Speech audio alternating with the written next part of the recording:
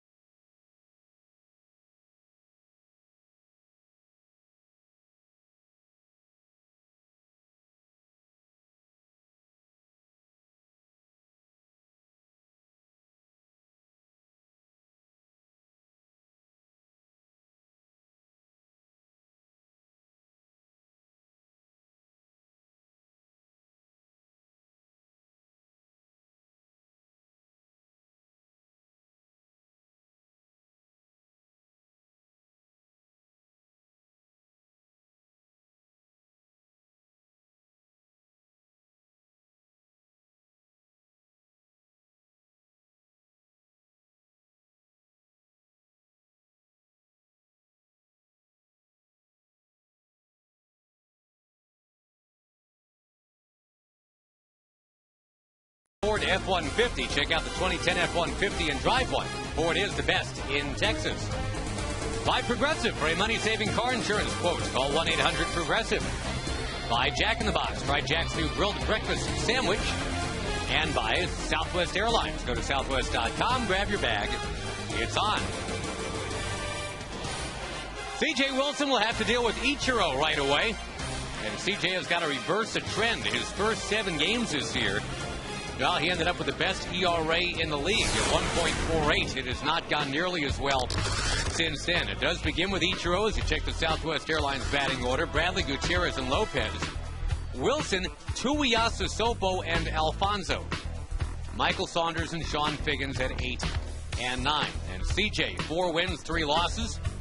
ERA of about 3.6. Good to go in that red uniform tonight. Boy, temperature in the mid-70s.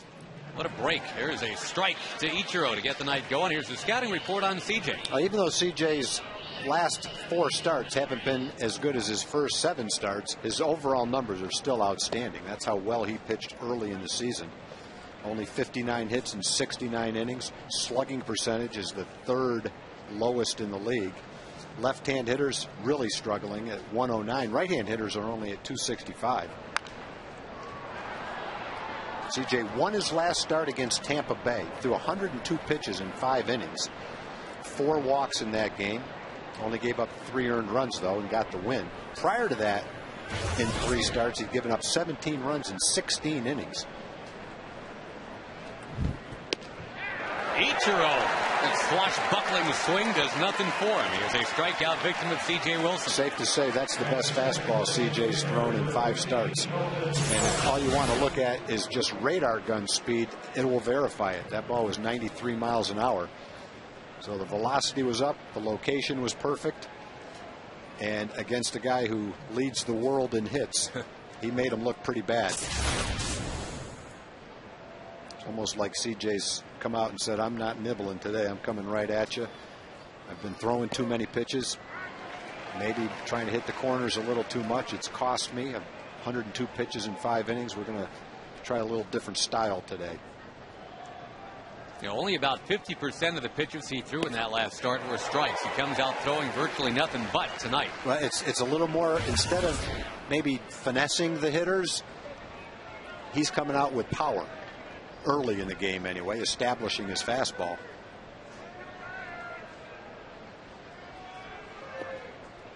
Now he drops a little off-speed number, down a little bit too low.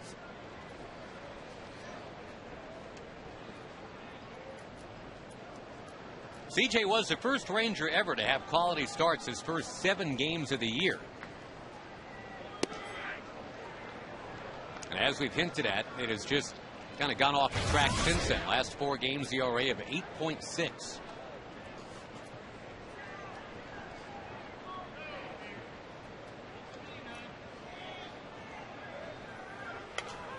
Fouled back by Milton Bradley, who's hitting just .206. And that is just among the problems for Seattle right now. The Mariners in last at 23 and 35. They were a very trendy pick. Don Wakamatsu's team was supposed to be challenging for the division lead, if not a trip to the World Series, according to some. A wake-up call for Milton right there, 3-2. Yes, Seattle's leading RBI man is Franklin Gutierrez with 26. Rangers have 4 with more than 26. And a bunch of them zeroing in on 26.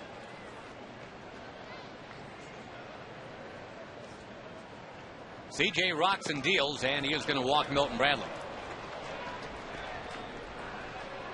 Well, for the Mariners, I think more than anything, Tom, they're dealing with the fallout now of Ken Griffey Jr.'s retirement. And boy, it put Don Wakamatsu, the manager, in such a tough spot. Griffey wasn't hitting. The Mariners are trying to win ball games. It was so delicate. And the way that Griffey finally left town, no press conference, no big farewell, just got in his car, started driving back to Orlando. Well, that is not what you thought the big farewell tour would look like. Thought there would be confetti cannons and, you know, a convertible to take him around. He'll wave one last time, but now it just kind of didn't work out that way. It's never a good situation when you've got an aging star player who really can't play at a high level anymore, and he doesn't recognize it, and it lingers and lingers. I give Griffey credit for realizing exactly what was going on and ending it himself, because you're right, it was a very delicate situation if the Mariners were the ones that had to initiate it. Sometimes guys just earn the right to do things on their terms, but it put the Mariners in kind of a tough spot heading into the season. Can you imagine if they would have had that spot available on their roster to pursue Hideki Matsui or, dare we say, Vladimir Guerrero? But they had that spot all locked down for Griffey, so he could have the kind of the Viking funeral, that big farewell tour.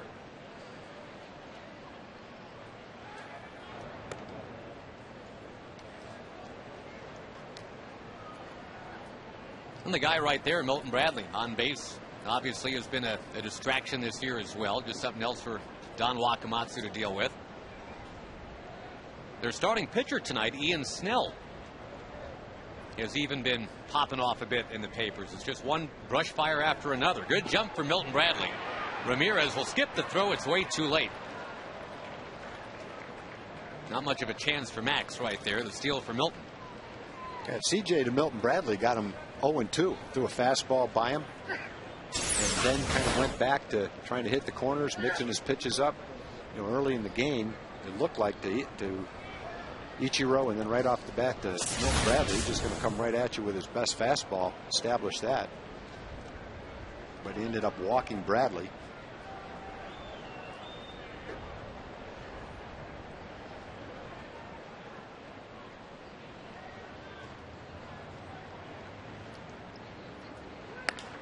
Gutierrez to right field. That's pretty well struck, sending Murphy going back. He'll reach up, make the catch. Bradley tags.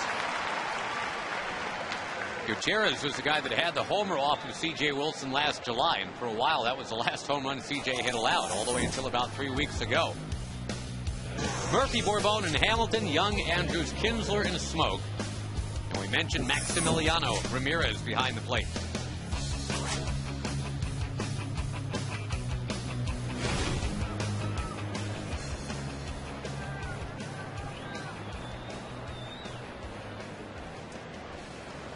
Runner at third for Jose Lopez, who's the one guy in this Seattle lineup who's got a real history of success against CJ.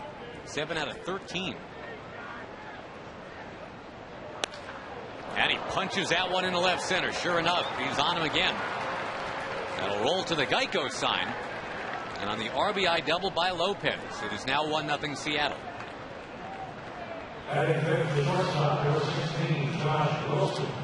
Been a down year for Lopez, hitting just .239. But he was up there swinging confidently right away against Wilson.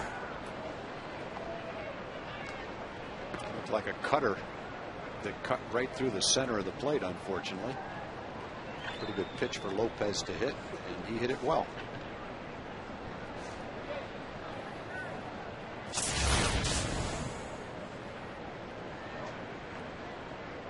His right-handed lineup that Don Wakamatsu puts out there tonight, as Josh Wilson batting next. Until that double by Lopez, well, the Mariners tag in this series. They had the 3-run homer by Michael Saunders, and other than that, they had only 2 other runs. One of them was unearned. All Rangers last night, 7-1. Well, here's another kind of long first inning for CJ. Been a few of those of late. His stuff is too good to be throwing his 20th pitch this inning the way he started out throwing the ball to Ichiro. He's just turning it into a long inning and a lot of pitches instead of minimizing his pitches and just going at him with his best stuff.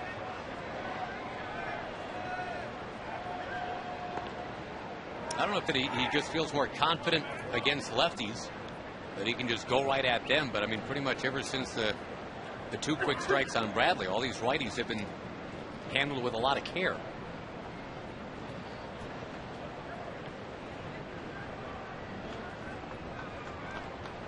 That's one of those trust your stuff things, right? I think so.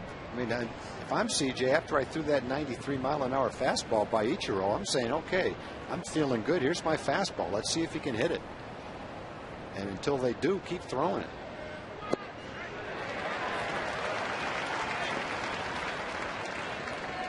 But I'm not CJ. All I'm doing is second guessing from the booth. That's pretty easy to do. Well, you're Tom Green.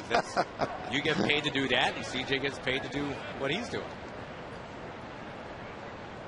Well, someone once said to me, all you knew about hitting was that it was real hard to do. No, I got that wrong. All you know about pitching is it was real hard to hit. cranked to left field by Josh Wilson. And the trouble continues for CJ. It's going to be back-to-back doubles. It's another hanging breaking ball. The last two doubles.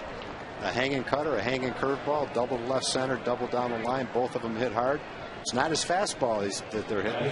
It's everything else.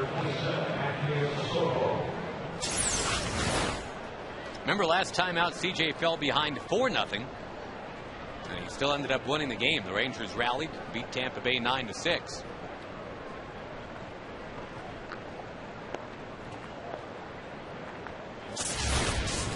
And Mike Maddox out there to have a word with his starter.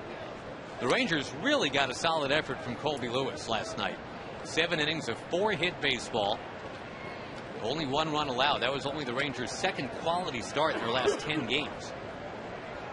And in other words, a really needed thing. Colby Lewis did it.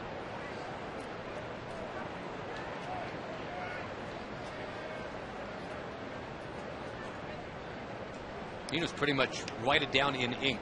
110 pitches for Colby Lewis, 6 or 7 innings every time.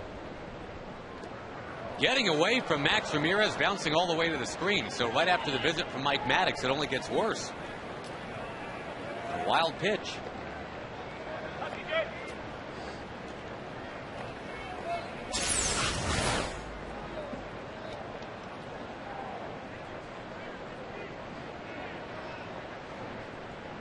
A walk, a steal, 2 doubles, and a wild pitch, all following the pretty easy strikeout of Ichiro. Yeah, and I just don't want to wear it out. I just think CJ's got to go back to the aggressiveness that he showed when he went right after Ichiro.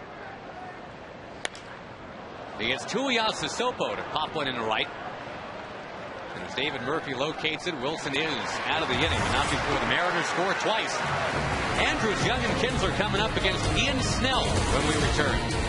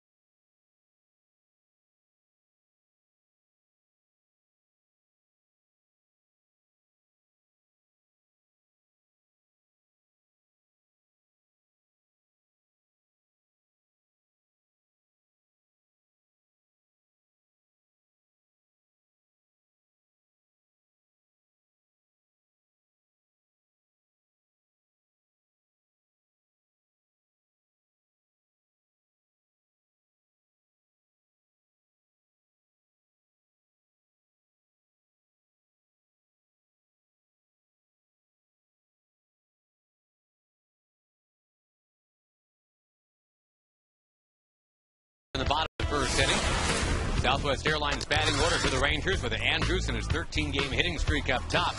Young, Kinsler, Guerrero, Hamilton, Murphy, and Smoke. Max Ramirez and Julio Bourbon. And Ian Snell had the audacity, the unmitigated gall, the temerity. What did he do? He went to the papers and said, how can Don Wakamatsu take me out after 5 1/3 innings last time? I had a chance to possibly win that game. Might have had something to do with 4 walks, no strikeouts, 98 pitches. That's why I said unmitigated gall, right. It's been a frustrating year for Snell, no doubt.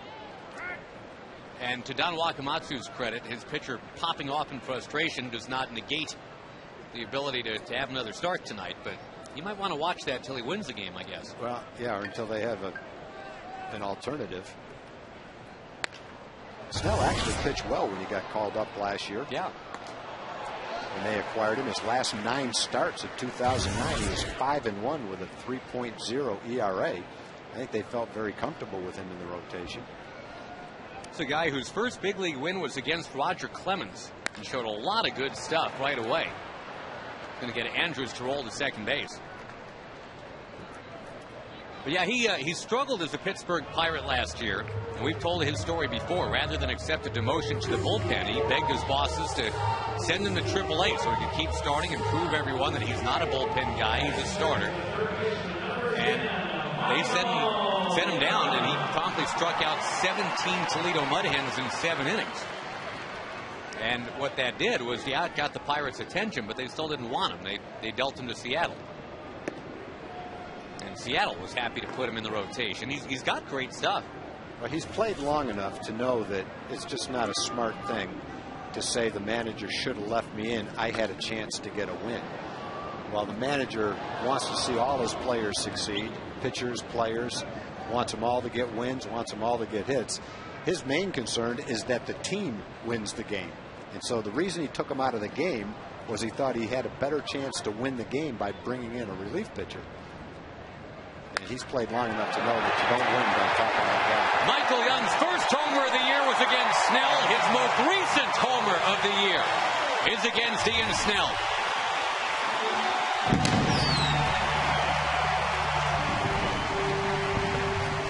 That'll get one of them back in a hurry. One swing of the bat.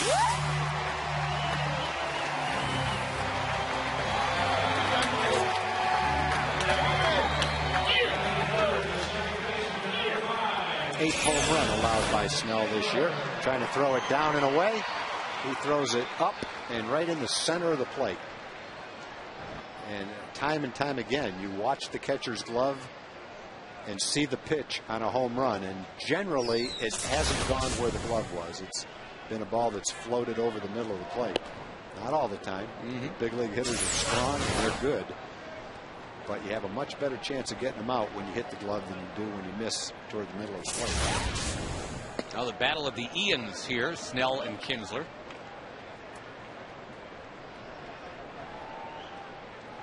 Michael Young lost a lot of his hair recently, but he has not lost that sweet opposite field swing. No swing right there from Kinsler.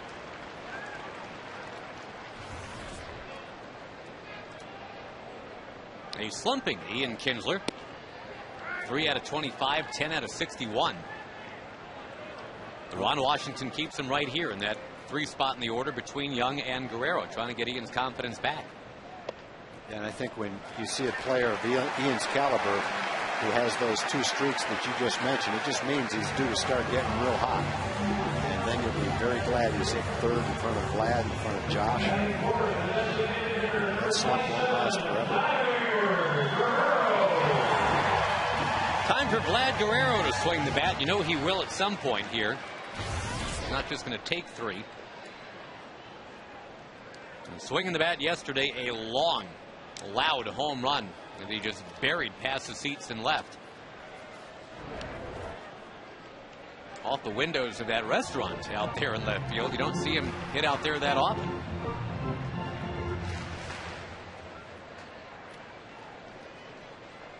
It's a good thing they had safety glass out there, as hard as that ball was hit. It would have gone right through the window into someone's dinner. Waiter, there's a fly in my soup. A fly ball in my soup. That wasn't a fly ball either. That was a line shot.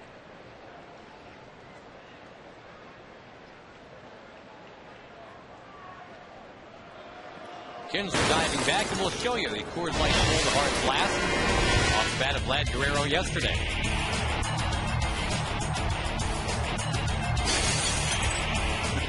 Sound effect for your pleasure there.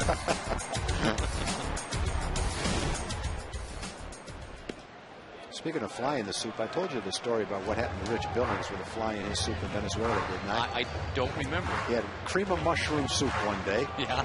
Crema de hongos. Something like that.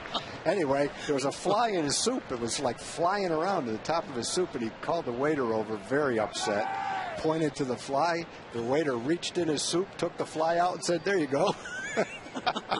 You don't have the problem anymore." Kinsler was going, now has to scurry back. The ball gets away, and now he's taken off again. That'll work. Sopo, the first baseman, kind of slapped down the tag. He's not really a first baseman by trade. And as the ball rolled away from him, Kinsler maybe caught a break. Ended up at second base anyway. Ian starts to go. Now he's out in no man's land. He does get back, but the throw gets by. That's got to be. He goes to second. I think an E3, don't you? It just looked like he dropped it. Yeah. Let's take another look. Yeah, it was a good throw. It's tough for a right-handed first baseman. Left-handed first baseman catches the ball, E3, catches the ball with his right hand, and it's easier tag than kind of coming behind your back like that when the glove's on your left hand. Eliezer Alfonso out to talk to Snell. What's the other good fly in my soup, Joe? What's that fly doing in my soup? And the waiter says that appears to be the backstroke, sir.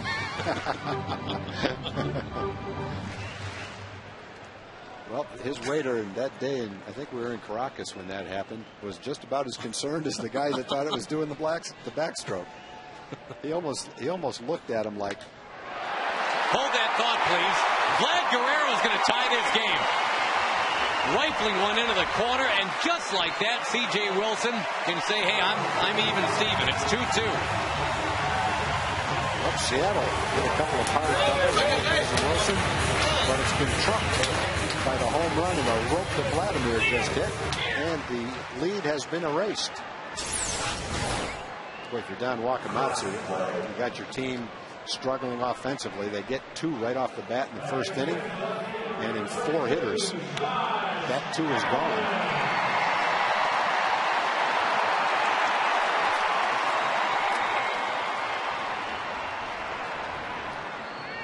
An 8-game hitting streak for Vlad now. He's up to 50 runs batted in. 31 of those at home.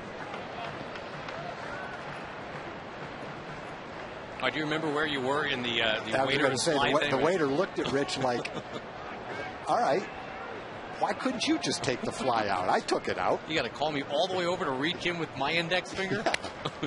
Hamilton chops it to Tuiasa Sopo. We'll go to the bag for out number 2. Hamilton does advance Vlad to third.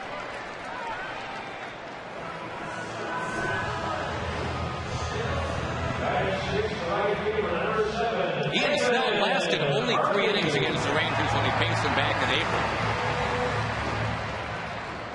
In that game, David Murphy reached base twice on catcher's interference. That was one of the weirder things all season. And we learned later in that game that one of those catcher's interferences actually went as a single.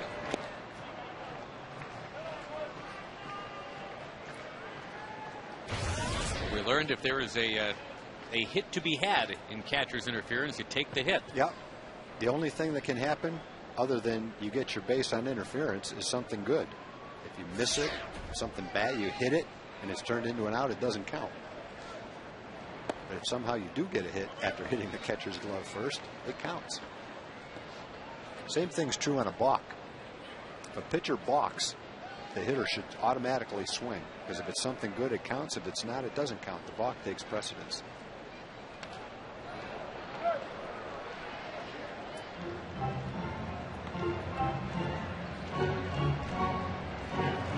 I learned that the hard way in the rookie league one time. Yes. Guy in the other team swung at a balk and lined a double and knocked in a run, and I went out and argued. And the umpire said, in a very nice way, go check the rule book, son. They'd come back and argue with me. And I kind of slinked back to the dugout. Fortunately, all the kids were 19 and 20 on the team. They didn't know the difference, but rather embarrassing moment. Murphy squibs one up near Ian Snell. Fire, it's close. Murphy's out, which would have given the Rangers the lead had Murphy been safe right there. As it turns out, we're 2-2 at the end of 1 at the ballpark tonight.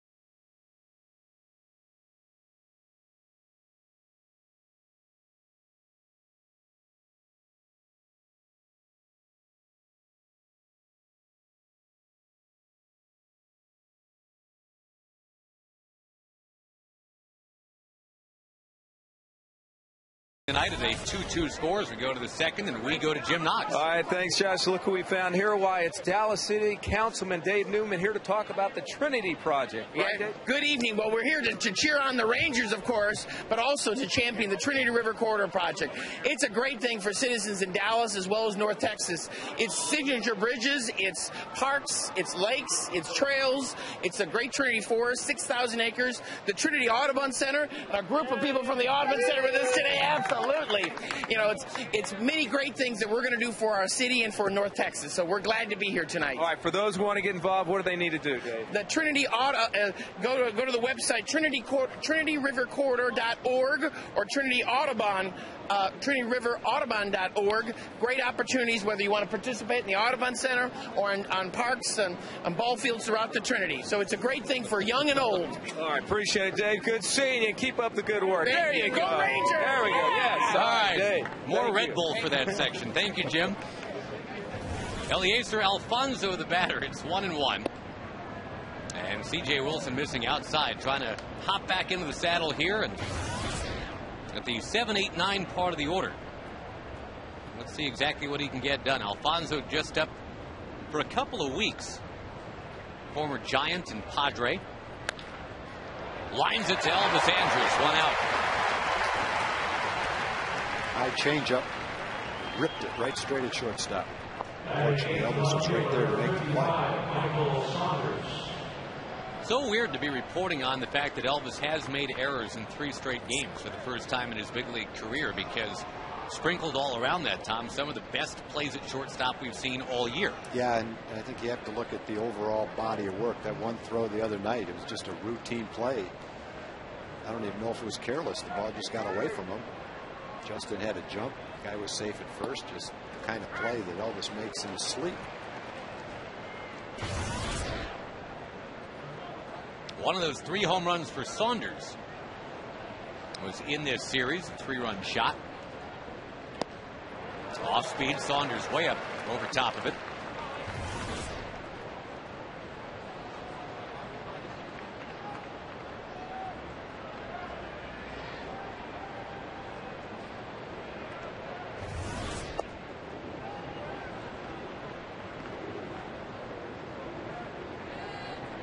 We mentioned C.J. Wilson last time.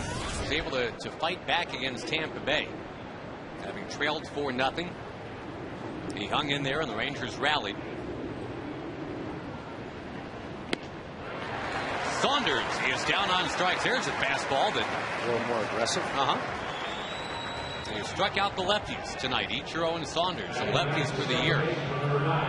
7 out of 66 against C.J. He was trying to throw it outside. It came inside, tailing in. Turned out to be a great pitch. Threw it right by him anyway. Just have a lot more margin for error on a 92-mile-an-hour fastball with movement than you do a hanging breaking ball.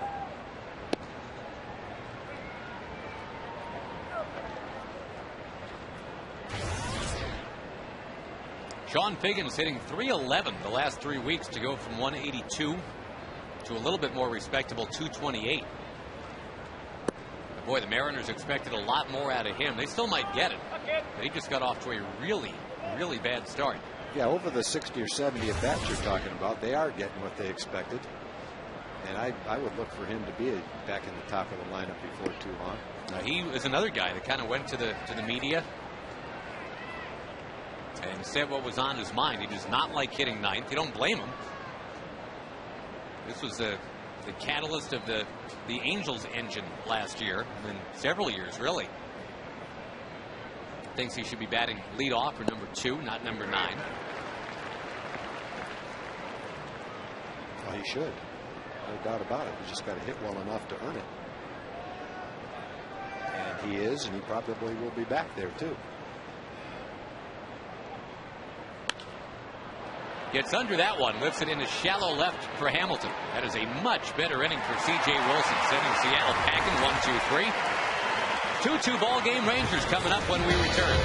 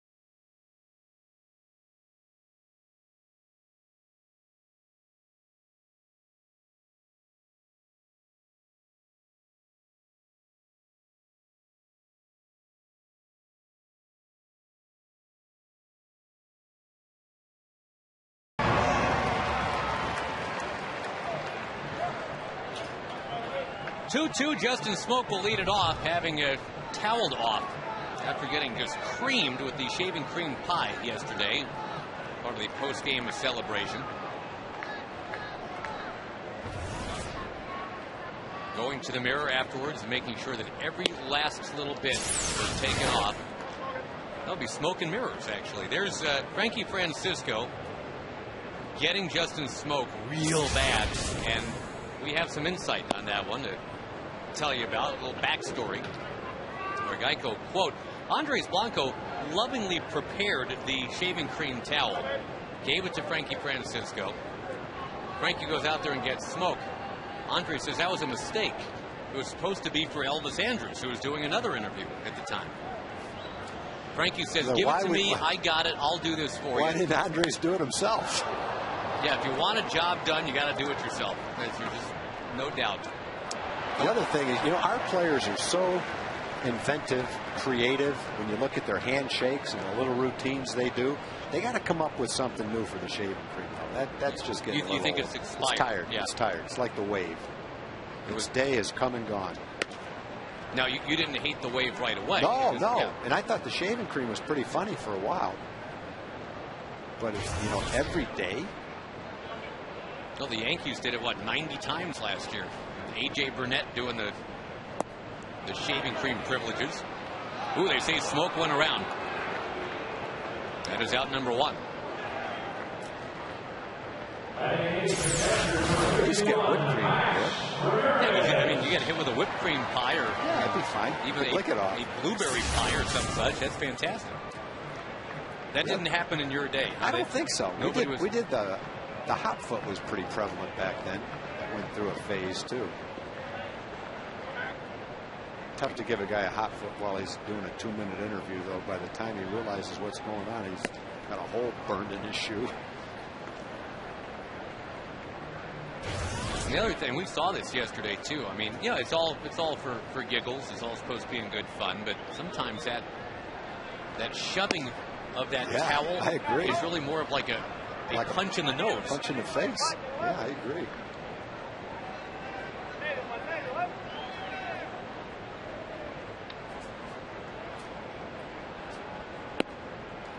I'm not advocating this at all, but the next level is putting on a pair of steel toe boots, running out there, taking a big leg swing, and right, where you're not supposed to do that. No, that'd be real bad. Congratulations, you're the star of the game. Wham. That could lead to the first fist fight in front of the fans by 2 teammates in a long time.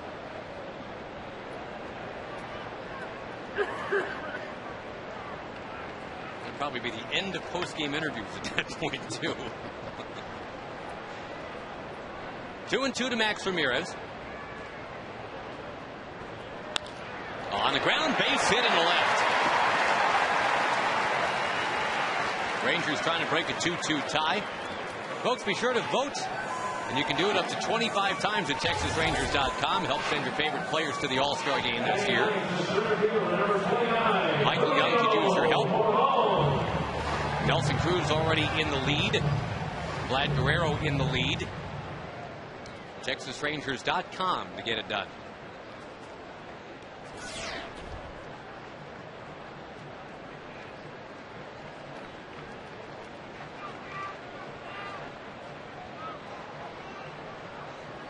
That, by the way, the first single in the game. Nothing but doubles and homers before that. Third baseman Lopez is in, guarding against the bunt from Bourbon. And if you're Julio, that's a good thing. Sure, he takes the bunt away from you, but maybe he gives you a single that you slap right by him. Slapped right by him. In a left field, it's now 2 on, 1 out. I just think that's the kind of thing that can make Julio a better hitter. Now, he didn't get that hit because of where the infielder was, but because the infielder's playing in like that, maybe that gives him the approach of trying to slice the ball on a line or on the ground to left field. And even though it's not a ground ball that goes right by Lopez, it is a nice line drive the other way instead of a lazy fly ball. good to see. That's the kind of line drive you want to see him hit. Bourbon now 4 of 5 against Snell. And back to the top of the order for the man with the 13-game hitting streak, Mr. Andrews.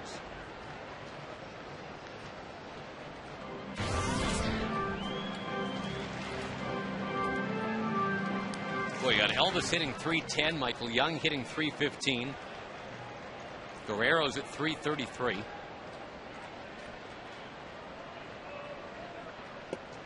One more hit and Josh Hamilton will be a 300 hitter, and at that point the Rangers will have 4 300 hitters in their lineup. They'll be the only team in baseball that can say that when you talk about everyday players.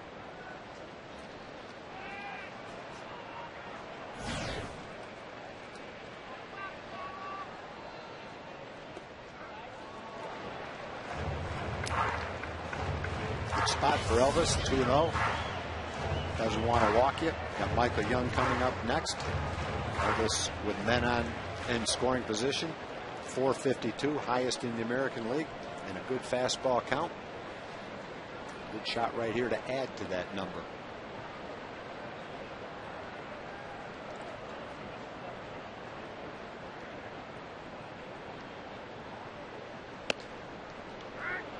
Outside corner to Elvis.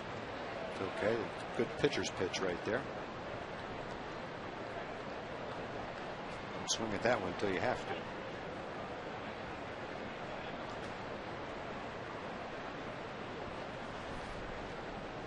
The Dover, Delaware native Ian Snell trying to find a way out of this. 2 on, 1 out.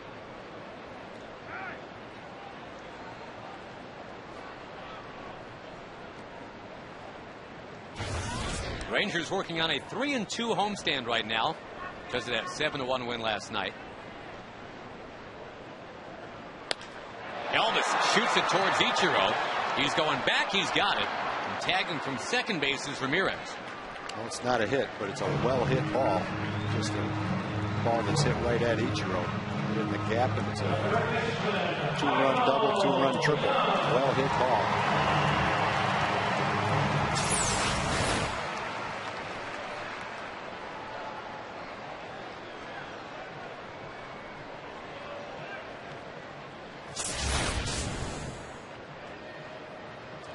Now the man with the home run tonight. Michael Young has hit safely in 22 of his last 24 games. Trying to give the Rangers a lead right here. He goes to right. It'll drift into the crowd. Nice Wednesday night crowd for a $1 hot dog night. How many did our esteemed producer Kurt Dykert snort down? Do we know?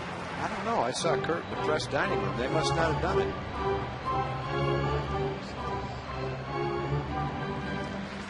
We are hearing reports that it was 4 hot dogs for $4, and then he. Well, then he went up and had dinner with me up in the press dining room. Then he came up to eat. Right. I had no idea he warmed up for dinner with 4 hot dogs.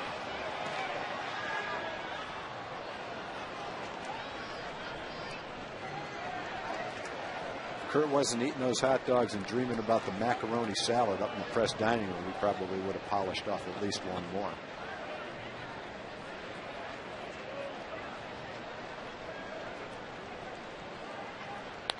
Michael Young towards center field, base hit. Rangers on top 3-2. Bourbon goes to third, and Michael 2 for 2 tonight. Well, Snell threw him a slider. Looked like it caught the outside corner, somewhere near the outside corner. Just Michael reached out and stroked it into center field. Didn't quite get the corner. It actually got the middle of the plate. Well, Michael does stand pretty far away from the plate, though, so it has that illusion of going out and getting it. Yeah, the way Michael reached for it, it looked like an outside pitch, but it was right there. Such a study in contrast. When Ian Kinsler follows Michael Young, and we'll check out here. He's at 1739 now. It's Michael. You watch where Michael stands as opposed to where Ian stands. You can understand why Ian gets hit by more pitches than Michael Young does. Ian just cozies up to that inside corner.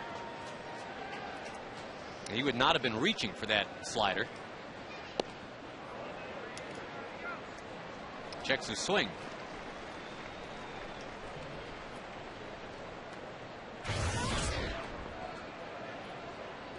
Ian's fearless, doesn't wear the elbow pad, even though his elbow is pretty much right near that inside corner.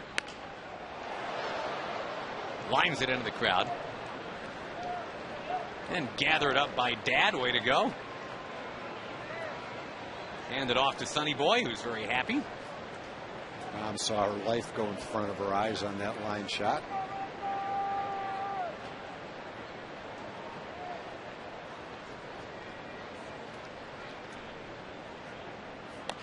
Kinsler takes a big swing and just squibs it.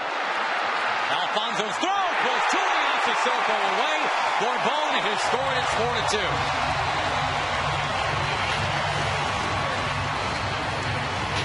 It's going to be a tough play for the catcher. Alfonso came out, pounced on it, turned, and threw. And probably had a chance to nip Ian with a great play, but his throw's a little bit offline. And the pitcher goes an infield hit and RBI.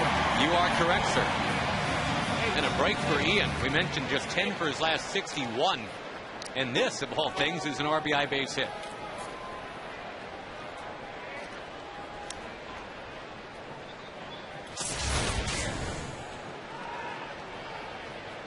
Well, now you could put the exclamation point on this inning right here with Vlad.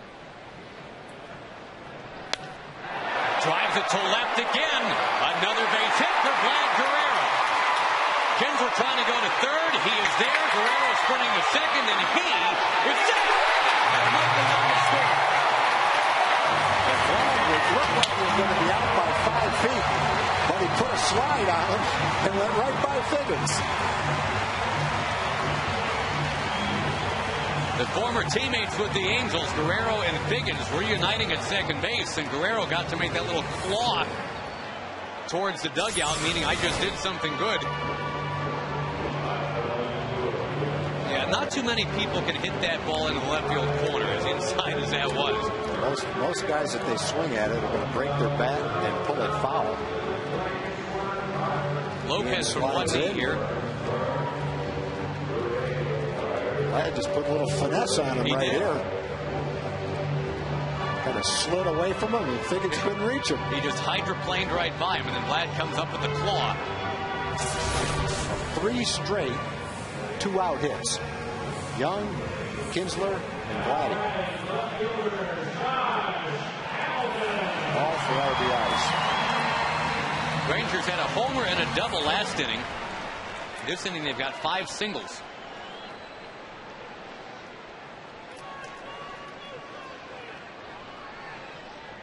They're now 7 for their last 11 against Ian Snell. That ball bouncing away, and here comes another Ranger run. Kinsler touches up. Guerrero goes to third at 6-2.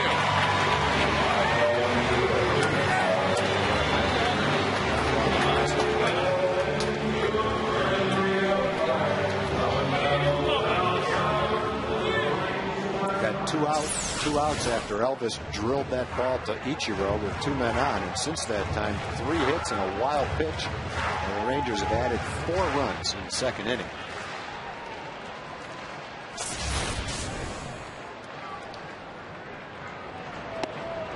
Hamilton taking down an in, and so far this year Ian Snell, 2 starts against the Rangers, has gone to 4 1/3, has allowed 11 runs, and has struck out 1 batter. Hamilton opposite field, bending into the crowd. Snell pitched here against the Rangers on April 11th. 3 innings, 8 hits, 4 runs, 2 walks, no strikeouts in that game. Got the loss.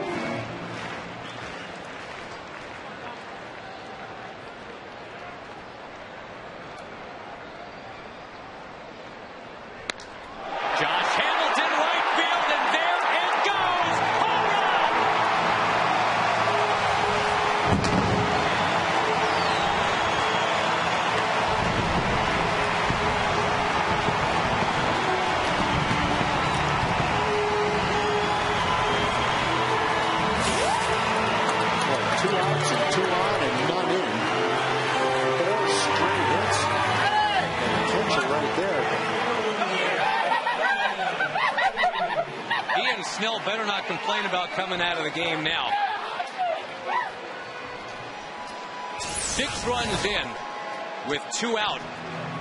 And he will depart with the score 8-2 in favor of Texas. That was right down the middle to Josh Hamilton.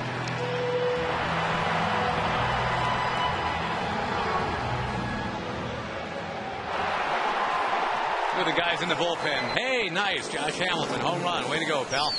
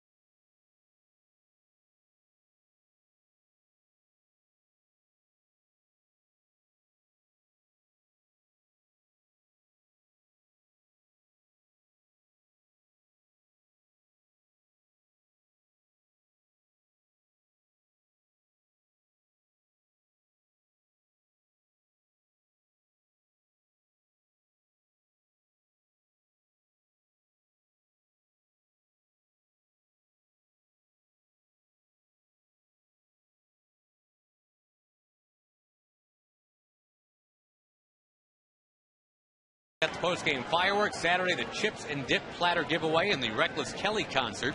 Sunday, Los Tigres del Norte have the pregame concert. 972 Rangers is the number to call. Luke French now in the game. Glad we told you that, because that's all he gets to do is throw one pitch and get David Murphy to line to center. 6 runs in the second. C.J. Wilson's on top 8-2.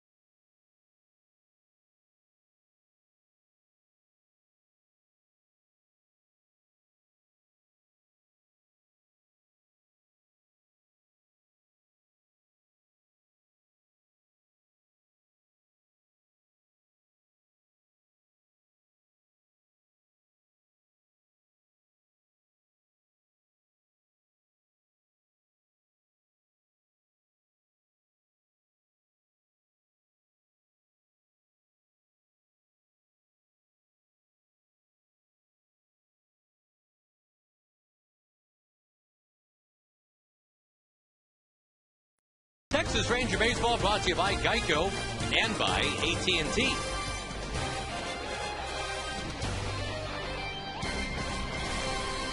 Josh Hamilton's home run, the highlight, his 12th homer of the year, punctuating a 6-run second inning. C.J. Wilson's already lived this one recently, where he fell behind early. Then the Rangers went to work quickly for him. Last time they did it with 7 runs to make him feel a little bit more comfortable. This time they do it with 8.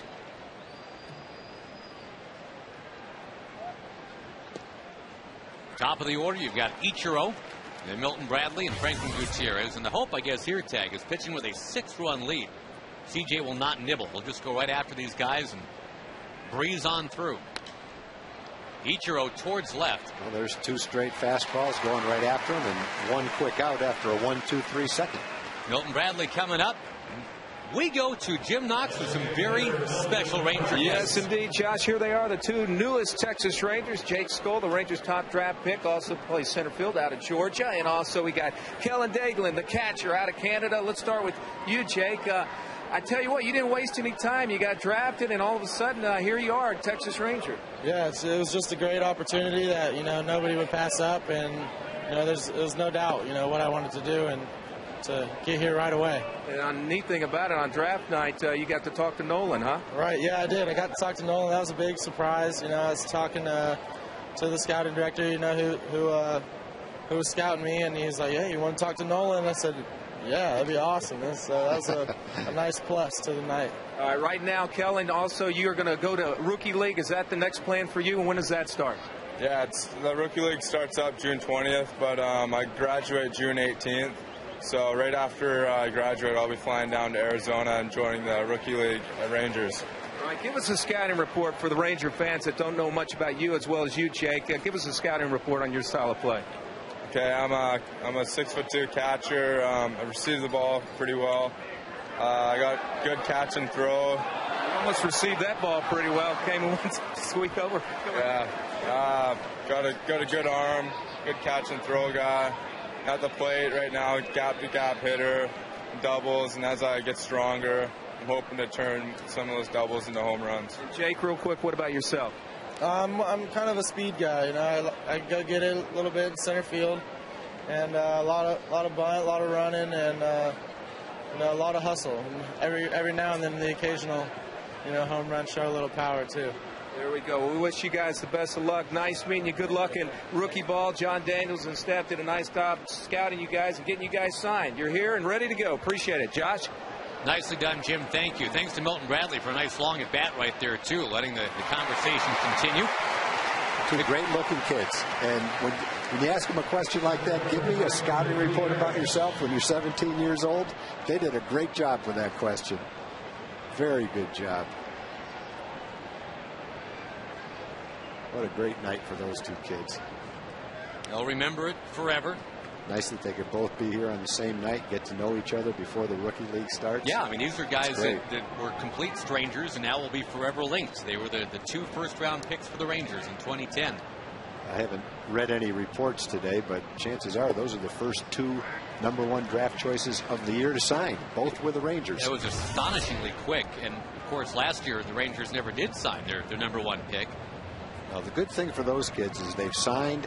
They'll both get to the Rookie League at the same time as the other kids get there. They'll be acclimated. They'll have a comfort zone. They'll meet their friends rather than showing up at the end or in instructional league or maybe next year in spring training. It's just such a big plus if you can work out your contract to get there early, get a full minor league season, Rookie League season under your belt, get 200 at bats.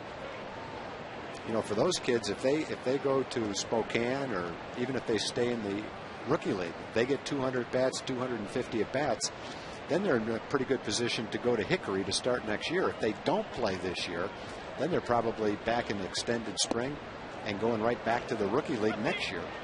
So I think it's a big plus to work out your deal and get started on time with everybody else.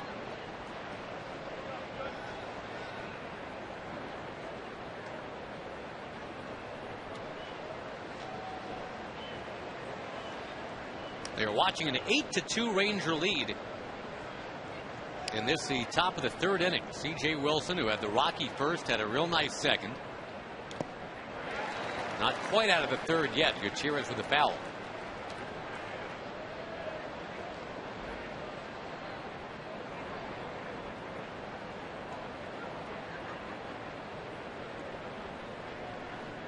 Two in the first and 6 in the second for Texas tonight. Against a somewhat offensively challenged Seattle team. They're not really built to overcome all this, but Gutierrez scorches one into center. That'll bring up Lopez, who had the RBI double in the first.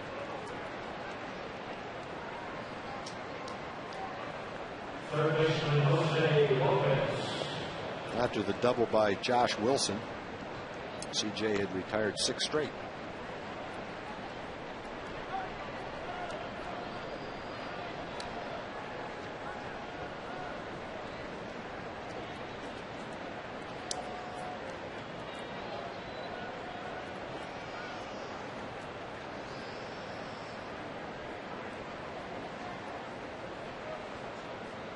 Lopez with 25 runs batted in this year, and he is the cleanup man.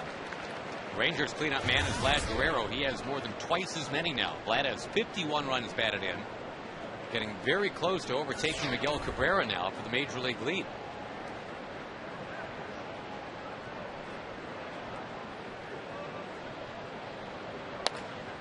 Tap towards second base. Very easy. 4-6 fielder's choice. Rangers 8, Seattle 2.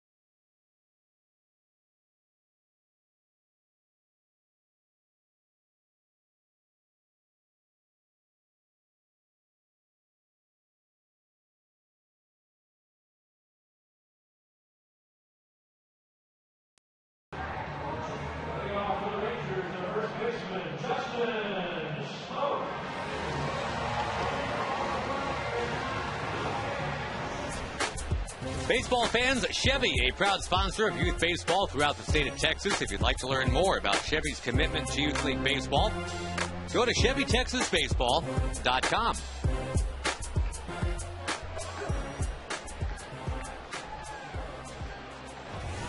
Justin Smoke will bat right-handed against the lefty reliever Luke French. The Verizon Wireless call to the bullpen made last inning. French got Murphy to line out to center, the only pitch he threw last inning. Former Tiger will miss up and outside to Smoke. Josh Elam Moore is a big Ranger fan. He's in Denison Regional Medical Center in Pine Bluff, Arkansas. Elam is 92 years old, and Elam, we hope you're watching, and if you are, we send our best wishes and hope the Rangers bring you home a win tonight. They are on their way, up 8-2. Justin Smoke up there, and show you our Ford leaderboard since May the 29th, or basically the last couple of weeks we're talking about it here. One of the top 5 batting averages in the league belongs to Justin Smoke.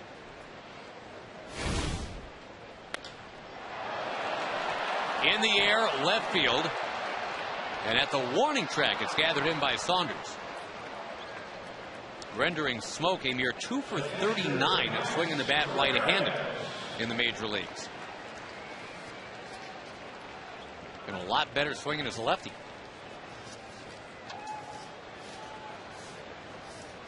Who's responsible for the cookies tonight, by the way? That would be Patty Potek. Sent up some chocolate chips, some peanut butter, and some Ranger cookies. She wants us to wish happy birthday to her son-in-law, Brett Ayala. So happy birthday, Brett and Patty. As usual, thank you very much for the beautiful batch of cookies.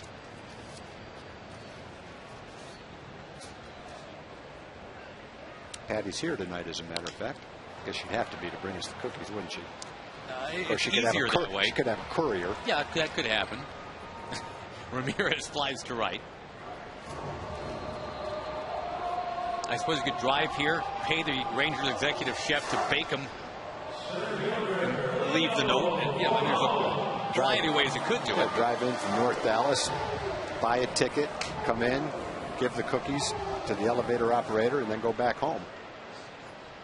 It's like coming for the, remember the Beanie Babies that they'd give away? Yeah. People would come for They were those, huge. get their Beanie Baby and go home. There's a lot of drawers over the United States filled with Beanie Babies that are worthless right now. That was one investment that you had to unload it at the right time. Yeah, it cratered in a hurry. Our family didn't do that. You still got some? We got it. We got drawers. Maybe they'll come back. Bourbon grounds out. And that'll do it for the Rangers' third. 8-2 our score. And a special guest will be joining us when we come back.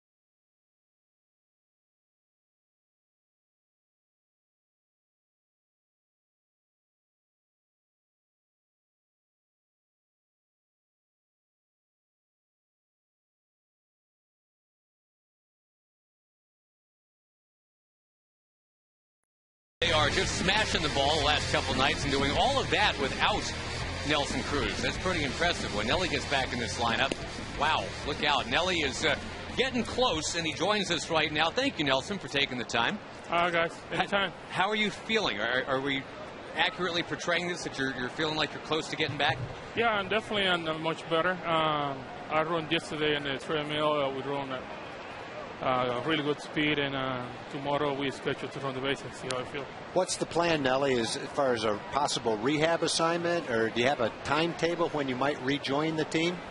Like I said, tomorrow we're going to run the bases, and we go from there. If everything's going well, probably I'm going to do the rehab in Frisco, Oklahoma. Okay, great.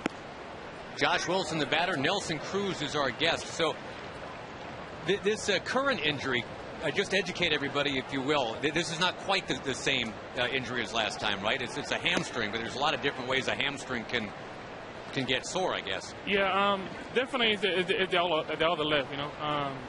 I heard the right one the first time, and now it's the left one. So it's different injury, and it's different than ever been before, you know, because I tore one of the hamstrings. So it's kind of weird to run with just two hamstrings. You're supposed to have three.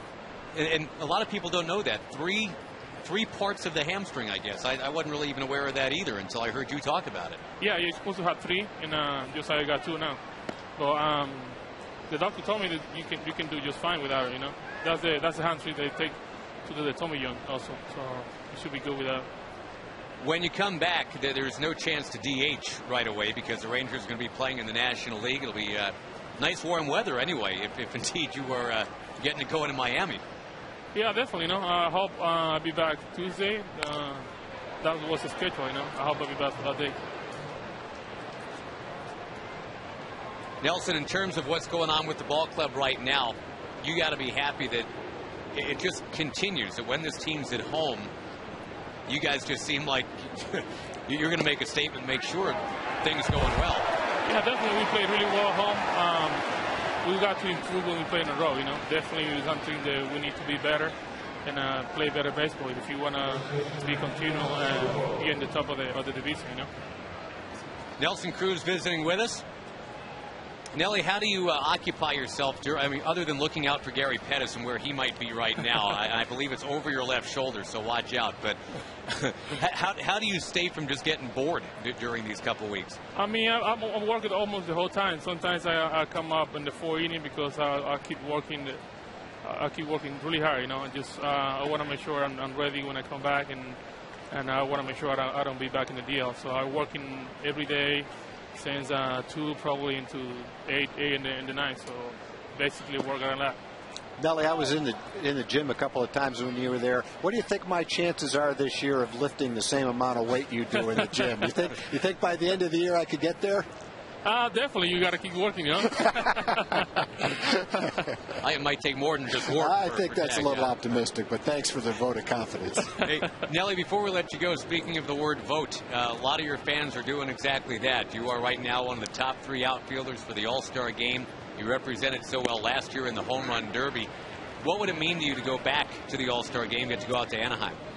I mean, a lot, you know. Last year I went there because Torrey Hunter got hurt, you know, and it's gonna be really special to be because the fans want me to be there, you know. So I always appreciate the way they take care of me, and thanks all the fans for the support for me also. That's Nelson Cruz. Nelly, we'll let you get back to whatever it is you're doing. All right. Looking out for Pettis, right? I got to say hi to Arias and Vladdy. They told me to say hi. Oh, really? You had to do that on TV? You couldn't just go down there and say hi? They're right next to you. No. Okay. They told me to say hi on TV. All right. Well, you're good, guys. Hi, guys. Hi, Joaquin. Hey, do me a favor. Go. Hi, Andres. Hi, Vladdy. Te mando un saludo ahí. All right. Now that we're good. Nelly, thank you so much, pal. Thank you, guys. All right. That's Nelson Cruz, and there's Vlad, and there's Joaquin, and there's Andres. Mike Maddox out to the mound to talk to C.J. Wilson. After striking out Josh Wilson, no relation, he walked to Tuiasa Sopo.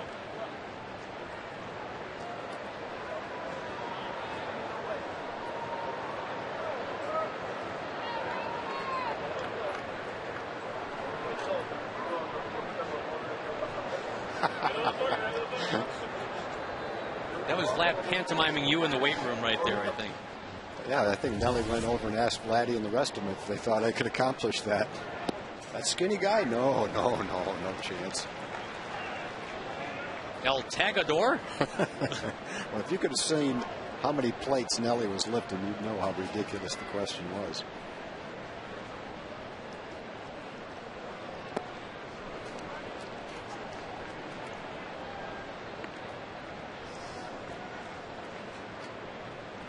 Yeah, but you're not working. You're not trying to bulk up. You're trying. No. You're going for the. I'm doing a little flexibility. You're a core guy. Flexibility, maintenance. You're not yoga 11 times a week like your son, are you? No, my son and my wife, they are into it. Alfonso sends one down the right field line, and foul. Oh, he almost one-handed it out there.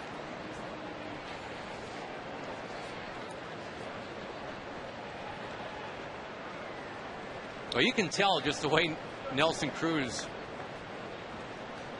interacts with his teammates. I mean, what an easy guy to root for, you know.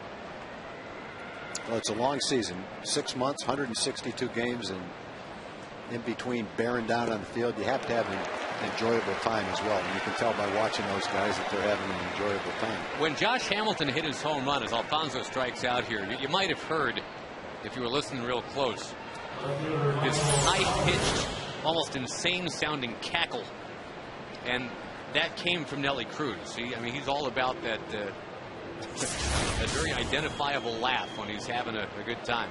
Well, if you ever flew on our plane, not you, Josh, but people that are listening. Yeah, I've been there, Tag. I said next to you. You would definitely hear that cackle. Generally starts when the plane takes off, and it generally ends when the plane lands. They have a good time. I'm not sure what kind of card game they're playing, spades or hearts. whatever it is. But boy, they have a good time. Wilson to Saunders, and he'll foul one back. Now let's listen in. Let's see if we can hear the Nelson Cruz cackle. We'll take you back to the home run.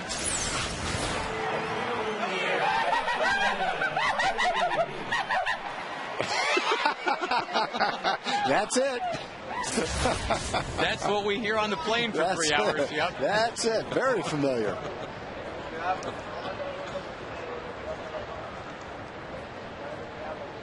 It's like a hyena falling down a mine shaft. Saunders will poke another one foul. But when Eddie Guardado was here last year and Nelly Cruz was in on that card game, there was no sleeping on that plane, boy. Except maybe for our producer, Kurt Dykert, who really can sleep. That's the first time Kurt's heard that laugh. How can you sleep through that? Seriously. I have no idea. Another foul by Saunders.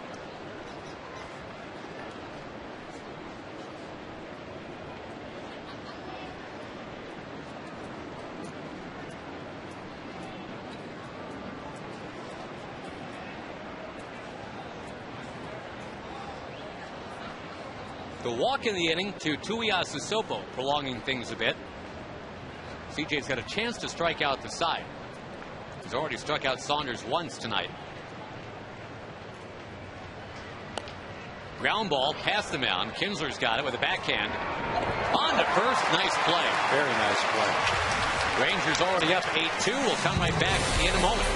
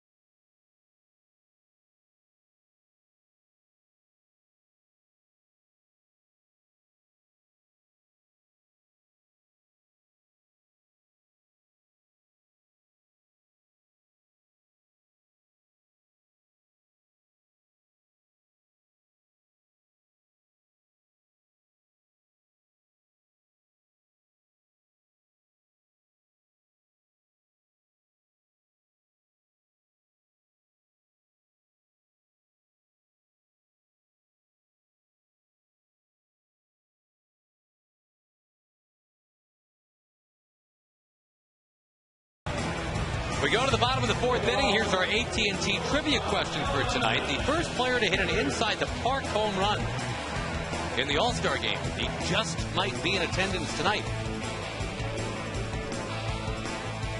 Well, what's turned into a beautiful night for baseball. Who knew? As swampy as it was earlier today. Elvis Andrus takes up high. His 13-game hitting streak in jeopardy right now, but plenty of time left. Rolling the bottom of the fourth inning.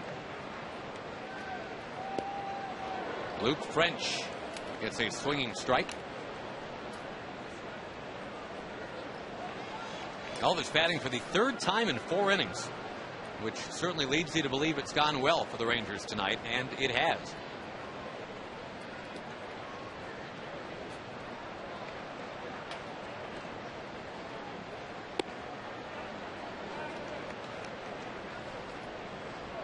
A 7-1 win yesterday.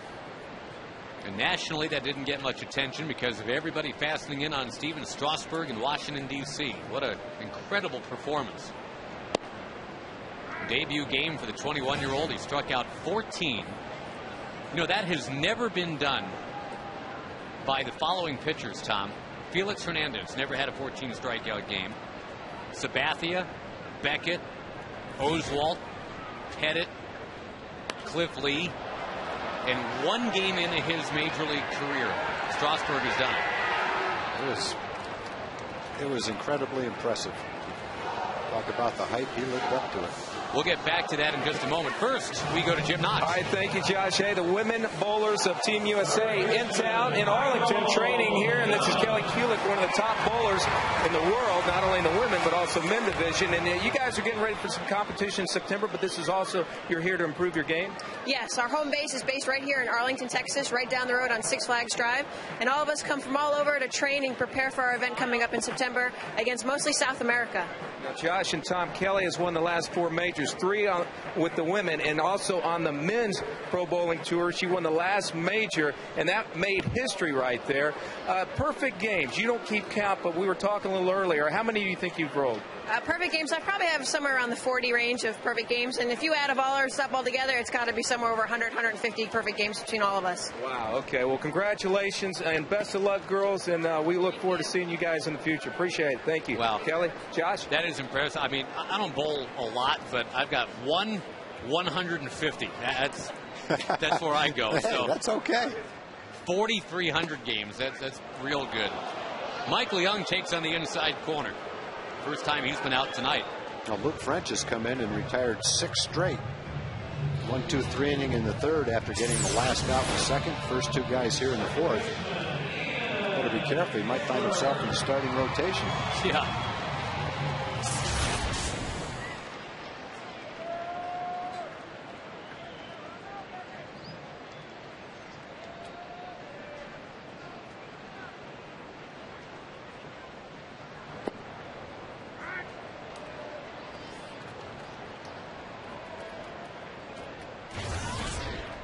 Kinsler, an RBI infield, a hit in the second, also a walk tonight.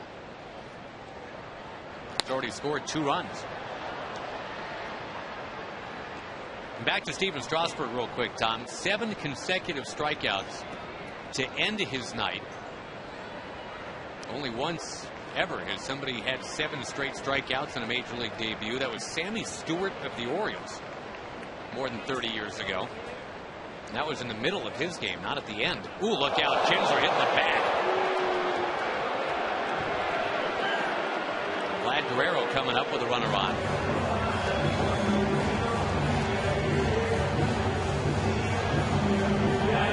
Another note that I saw on the Strasburg thing, which I just think is again just remarkable, to have a no-walk 14 strikeout game. Nolan Ryan did that once. It was in start number 698 of Nolan's career. And Strasburg has already done that now. No walks, 14 strikeouts.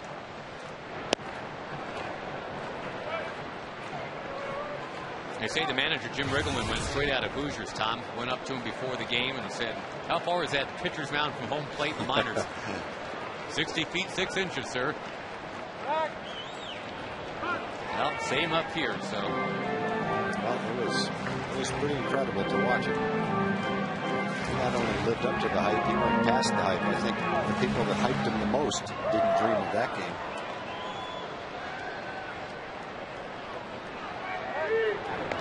Pretty good move. Kinsler's back. Larry Vanover doesn't really seem to care one way or the other. Yeah, happens to be safe. Well, you know what? He shouldn't care, really. Yep. He's supposed to be impartial. That's what he looked like. He looked very impartial. Well, that's fine. You're safe. That's fine. Almost disinterested. Up to you. Vlad wallops it off the glove of the third baseman Lopez. It's behind him. And Vlad Guerrero is 3 for 3. Now a career .388 hitter at this ballpark.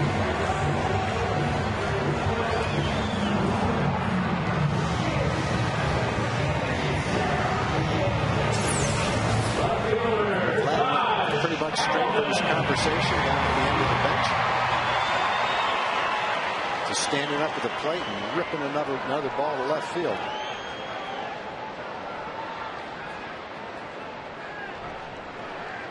Tough chance for Lopez. That is a base hit, we certainly assume. I think it should be a base hit. Kind of a hooking line drive that took a short hop. Lopez tried to backhand it and it kicked off his glove. I keep saying Vlad is 3 for 3. Yeah, I guess on the other side of that one, I lose. I would have too. My opinion was it was a hot smash, tough to handle. I would have gone base hit on it. So Vlad is now 2 for 3 tonight.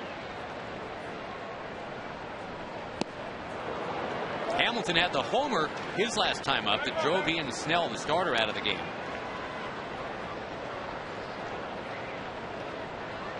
A tough error on Lopez.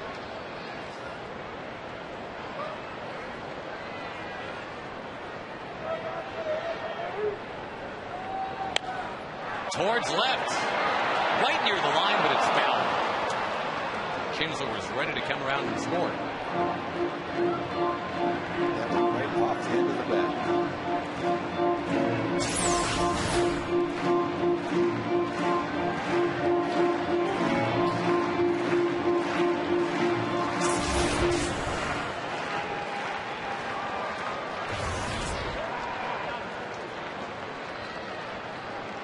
Trying to build on an 8-2 lead here in the 4th inning.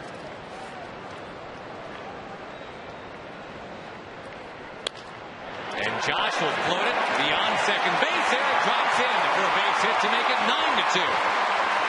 A 3 RBI game for Josh Hamilton. All this with 2 out again. A hit Batson, the error, and the single. Tough pitch. Gets it on the center field.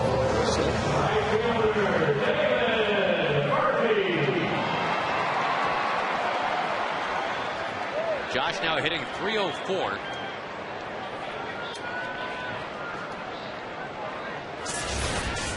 And now a scoring change called in for Guerrero. So yeah, I thought that was a base hit. That'll make that run earned after all.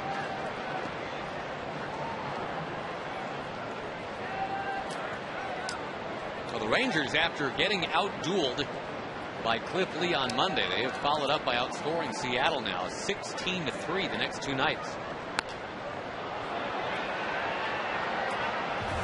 Tampa Bay, by the way, 9-run win yesterday over Toronto. They got a 9-run lead tonight on Toronto. Another home run for Carlos Pena.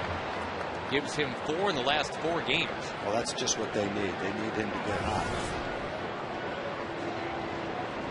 They're up 10-1 tonight. Toronto's getting a pretty good dose of Jeff Neiman and David Price the last 2 nights. Neiman shut him out yesterday. Price pitching at Jim today, it looks like. Toronto went into Tampa Bay, I think, with some hopes of closing the gap, obviously. Now instead they're slipping. Not happening for them. They could get swept.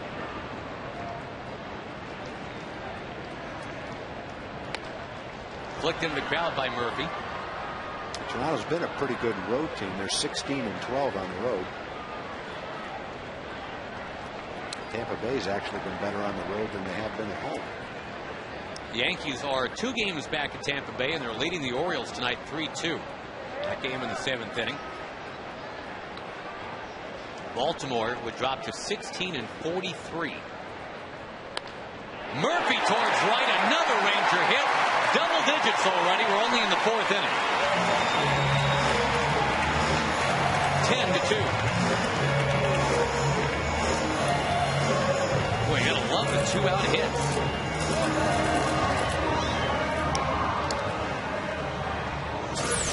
The Rangers have 7 2-out hits in the last 3 innings.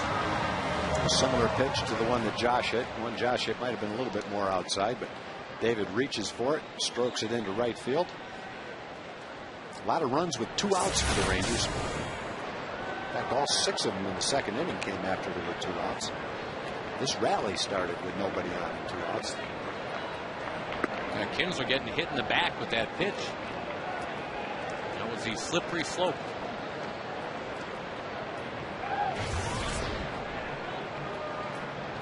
Smoke is 0 for 2 tonight.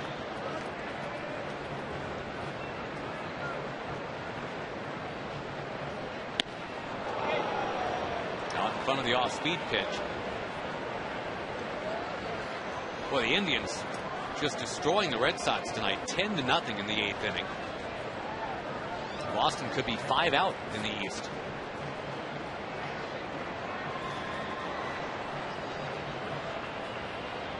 That's Masterson pitching against his old teammates. I think you're right. Been a rough year for him.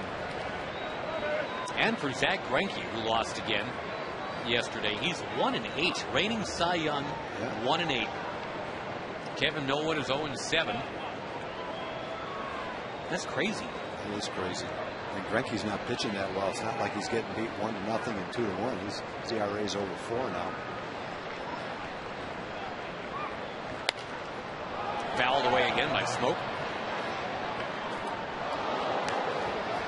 Twins lead the Royals 3-2 tonight. Minnesota, the first place team, by 3.5 in the Central over Detroit. The Tigers getting crushed by the White Sox tonight, 8-1 in the 6th inning. Brennan Bosch having overtaken Justin Smoke now for the rookie home run lead. He's hit number 7. Angels and the A's later on. Joe Saunders against Dallas Braden. The Rangers have a half a game lead on the Angels. The Angels have a half a game lead on the A's.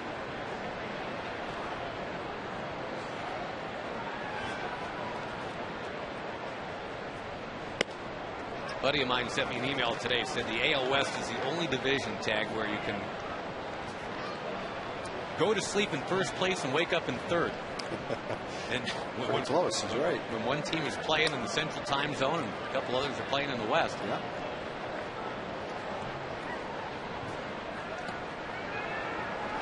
That's down to Smoke, who continues to work the count so well. You've got Ramirez on deck.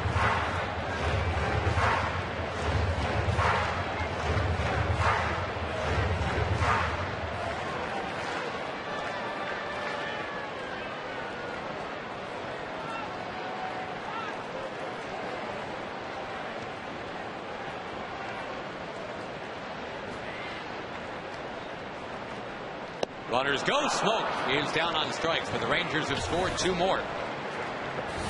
They are taking care of business for C.J. Wilson. They got him a lot of run support.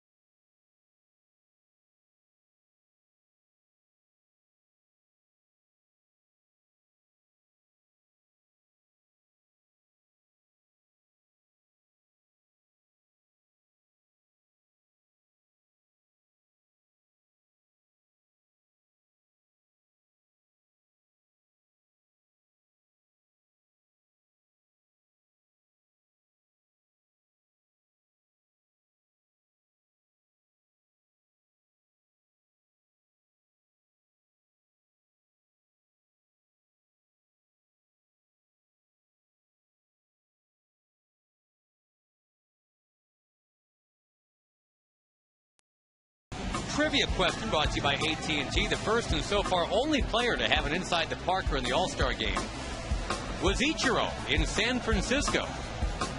Still doesn't have one in the regular season. Pretty incredible. Has one in the All-Star game. Mark McLemore joins us right now, and this just kind of begs the question: how many inside the park home runs for Mark McLemore? None.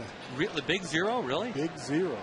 But did you ever go for one and get thrown out? No, I never had that opportunity. I'll tell you what, I think the closest I ever came to one was my rookie year. We were playing in Kansas City, and I hit a ball down the right field line, and it was tailing into the corner, and Juan Benitez just came out of nowhere and caught it. Did he? Now, if he had missed it, that would have been my only inside the Parker, because it was going to go down to that corner, roll around, and there was no way they would have gotten me, especially back when I could run a little bit back in those days. Well, and talking about Ichiro, for those that aren't aware, Mark McLemore played with Ichiro when he first came to the States, and that Mariners team of 01, winning 116 games. Can you recall for us just a little bit about that year, Mac? I mean, obviously you guys didn't win a World Series, and we would have been hearing a lot about that, but 116 in the regular season is pretty incredible. It was very, very rewarding. We had a very good time. And I'll tell you what, there was really nothing different about the beginning of the season other than the fact that we always had at least 50, 75 Japanese media on hand. Smoke with the pick. He gets so much better at that every day that goes by, bailing out Andrews right there. This is the second time in 2 days that he's made a nice play like this. And I'll tell you what, that's a difficult play because the hop was so far away from you. It wasn't a short hop where that ball's pretty much going to go in your glove every time. That hop was about 5 or 6 feet in front of him, so that's a tremendous play on Smokey's part. Yep. Ron Washington working personally with Smoke, and the big piece of advice is to keep that glove open longer. Make it like, give it the hippopotamus yawn. That's exactly what you want it to do. You want it to be a net, and you've got to open that glove up, and there it is. It's wide open, and a lot of infielders forget to open that glove, and actually that ball that Guerrero hit to Lopez at third base, the reason he missed it was because his glove was not open. It was closed. And as we're talking about it, Smoke cannot get to that one. Ichiro on his way to second base. Now that was a very tricky hop. That was. You can't catch them all, but I'll tell you what, he's been doing a tremendous job on throws from the infielders. And there's nothing better for an infielder than to have a guy over there at first base that can absolutely pick it.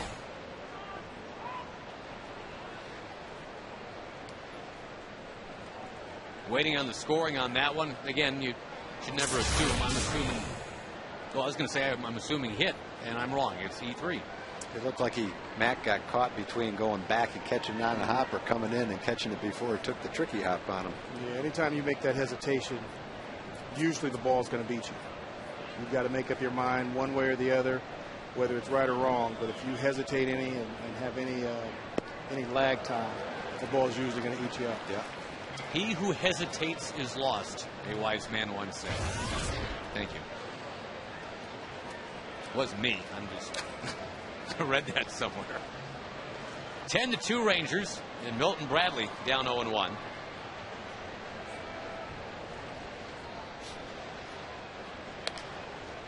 That ball popped beyond Smoke this time. Kinsler running, Murphy running. Murphy stabs it. Looked like it was going to be a little bit easier play than that. David ended up making a nice stab at it to keep it from falling in. All right, so Mac, you're a second baseman of days gone by. Whose ball is this? Whoever gets there first. This is a tough play. I mean, this is no man's land, but it's really either going to be between the right fielder and the second baseman. That's a very difficult play for that first baseman running back and that ball's dropping over your head. And especially with this ballpark, there are some ballparks where that ball is going to tail back in, and that's exactly what it did on Murphy. Boston's another ballpark when that ball goes down the right field line. It's going to come back. So the first baseman pretty much has no chance, and depending on where the right fielder is, he may not be able to get to it either. Hey, speaking of good plays by outfielders, I just had a little missive here from one Rusty Greer. Wants you to know that even he had an inside the park home run. His was in Toronto. And you know why that is? Because Rusty's the greatest. Doesn't surprise me. Wilson to Gutierrez, and he fouls it back this way. Oh my goodness! I'll tell you how that happened. Jim Sundberg had one. Yeah, and I'll tell you how Jim Sundberg got his. The center fielder and the right fielder ran into each other, so there was nobody left out there. And the second baseman ran out and got it and just missed throwing him out. That's it.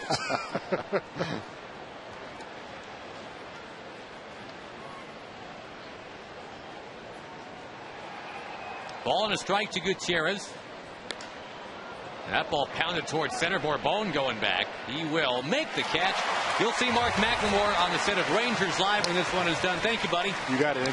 Sorry no inside the park. Hey, I'll tell you what, I like it when it's quick like this. Attaboy, Mac Harvin. Rangers 10 and Seattle 2.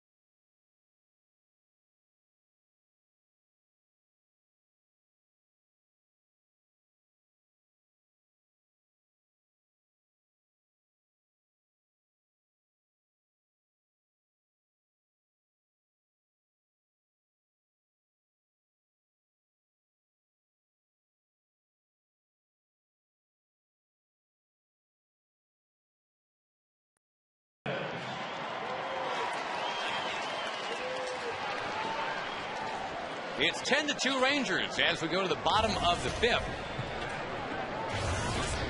And the Rangers here at home this year offering all-you-can-eat seating at every Ranger game. You can get an upper home run porch ticket. Plus all you can eat is some ballpark favorites for only $34 for most games. Some restrictions do apply.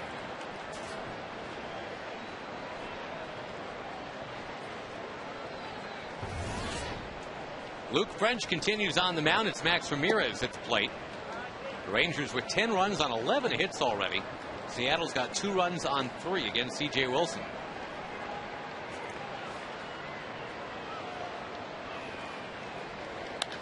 Ramirez, hot shot to short. Wilson taking his time. Gets the Ranger catcher. And CJ gave up the 2 doubles back-to-back in the first inning for 2 runs. He kind of lost his aggressiveness, I thought, in the first inning. Hung a couple of breaking balls. And then came back out in the second inning, got right back on track. All he's given up then is a single up the middle by Gutierrez. He walked Tuiasa Sopo. Ichiro got on an error, but he's pitching much better. Bourbon takes one down the right field line. Ichiro scrambles after it. Bourbon is thinking about a triple here on his way. And he's got it standing up.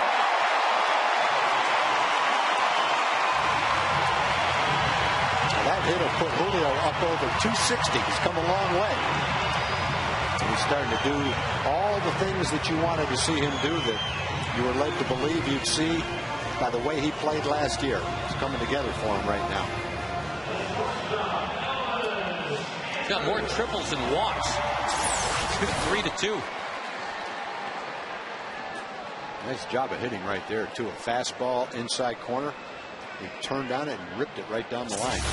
2 hits today. Line shot down the right field line, and then he went the other way with a pitch and drove it into left field.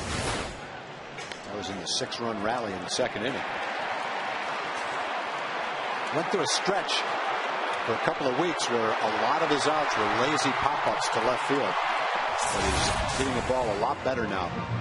Keeping the ball on the ground or on a line. Taking advantage of his natural talent, his speed. Bottom of the order. Coming to life.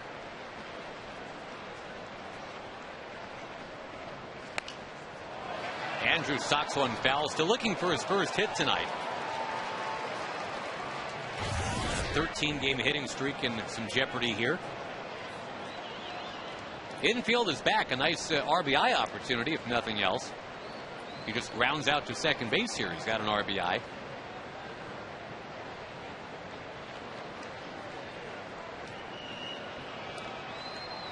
He will ground out to second base, and he will get an RBI. 11-2.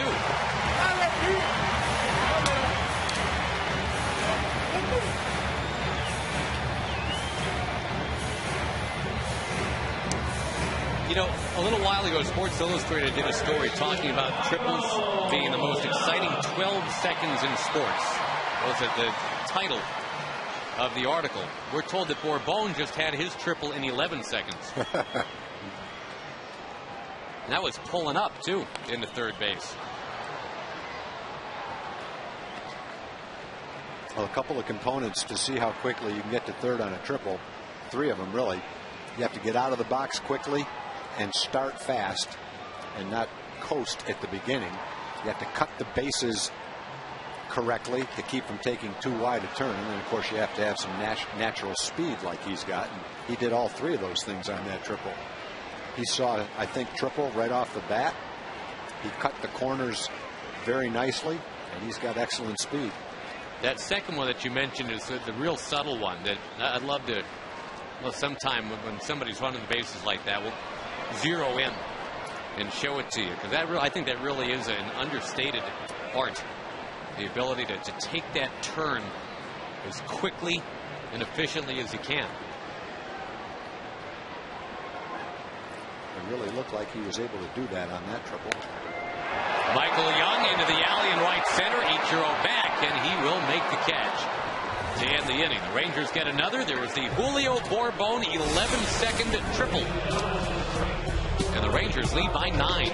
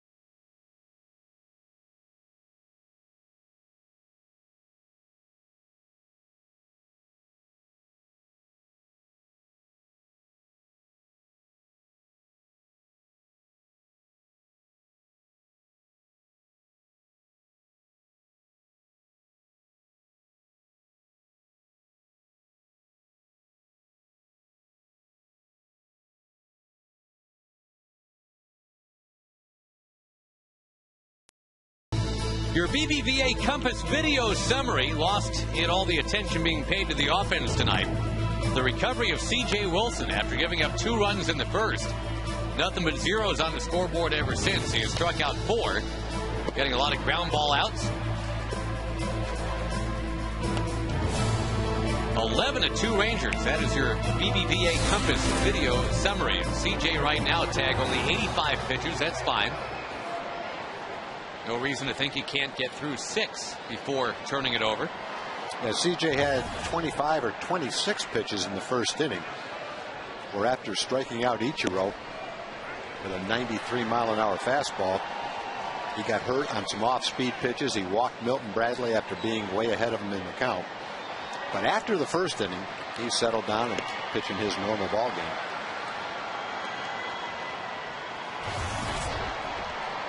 Trying to join Colby Lewis as a 5-game winner. Make sure the Rangers stay in first place in the West for now. Lopez towards center. Out number 1. Now we welcome to the program Emily Jones.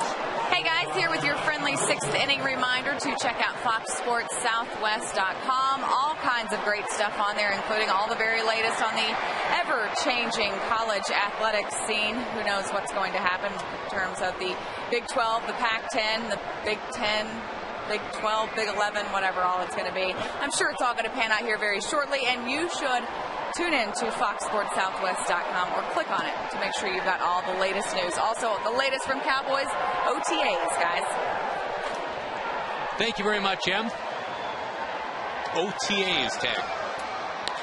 OTAs? Organized team activities. Murphy diving! He got it! What a play. That was some kind of play. You'll see that as many times as you want to watch it tonight. He laid out all the way and picked that right off the ground. That's 2 real nice plays for Murphy now among the last 4 batters. And if that ball doesn't touch his glove and rolls into the corner, that would have been at least a triple. But you've got a big lead, 9-run lead. That's the time you go for a ball like that. Nice play. What a nice backhanded catch. Had it all the way. Out number 2. Ball 1 to Matt Tuiasosopo. Yeah, CJ, if he can get a quick out right here, shouldn't have any problem getting through 7 and maybe 8, depending on how efficient he is with his pitches.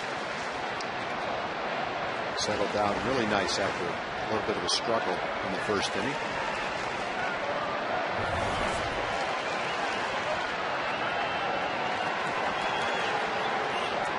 I'm sure getting a nice lead with those 6 in the second didn't hurt. Allowed him to relax and go out there and get the job done. Fouled away by the man of the 6-syllable last name. A shame that Saltalamacchia is not here to be catching right now. It's going to blow our minds.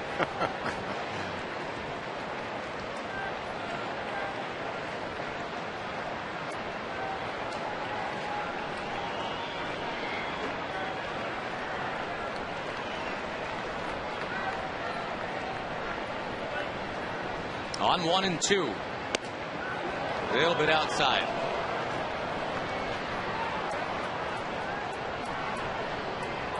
Same 2 teams tomorrow night to conclude the 4-game series. 7:05 first pitch on Fox Sports Southwest. Ooh, close but no. Tommy Hunter's going to get that start for the Rangers tomorrow. Will enter with an ERA of 1. Going up against Ryan Roland Smith.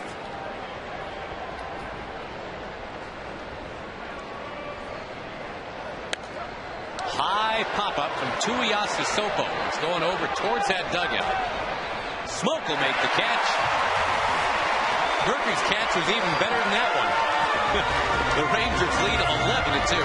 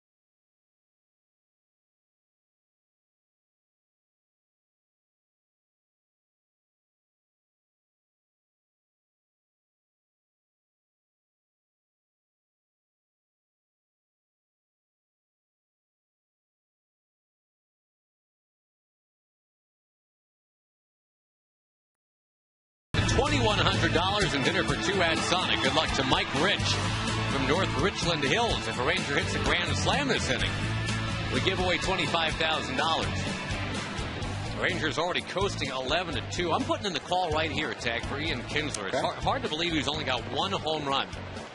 I know he missed the first 4 weeks of the season, but been back long enough now. Remember, he had 31 home runs a year ago. Well, he's had an interesting night. He's walked. He had an infield single to score a run. He's got a bloop single now, and he's been hit by a pitch, so he's been on all four times. And it's not the home run, but 2 for 2 with 2 other times on base. And for a guy that was 10 for 60, that'll work. He scored 3 runs, too. He scored the first, the second, and the fourth.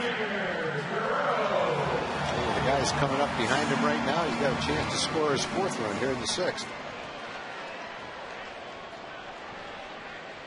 Vlad Guerrero 3 for 3. Has already knocked in 2. The way he's been going at it lately, you got to be trembling a bit if you're Luke French. Oh, wow, did he air that out? That would put you in traction if you try that at home. Watch him go around on this swing. Ouch. Man. That's a swing and a half right there.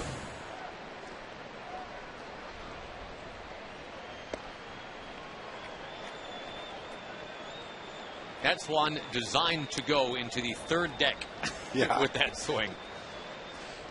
Well, Kinsler, Guerrero, and Hamilton have only made 1 out tonight. Josh grounded out his first time up. Vladdy within 1 RBI of the Major League lead.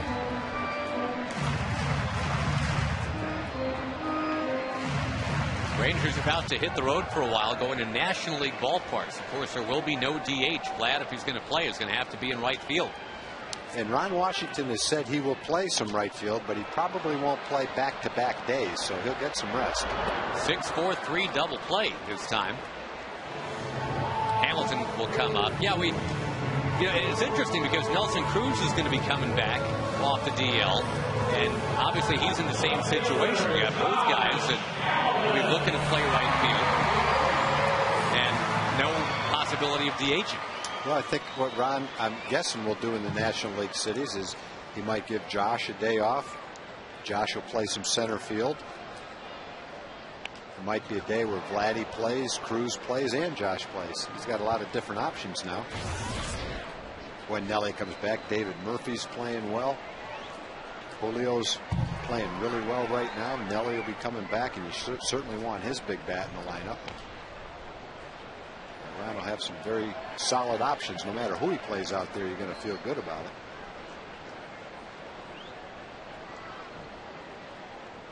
Could you imagine the possible outfield of Hamilton, Cruz, and Guerrero?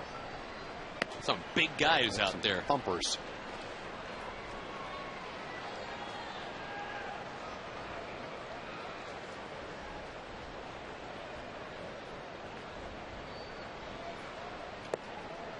Taken off the plate by Hamilton, who's got 2 hits and 3 runs batted in tonight.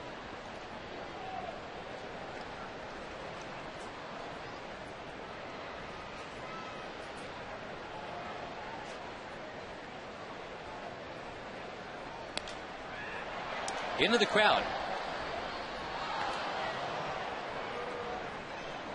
And by the way, the A's and the Angels are just getting underway right now. The Rangers ahead of both those teams, but not by much.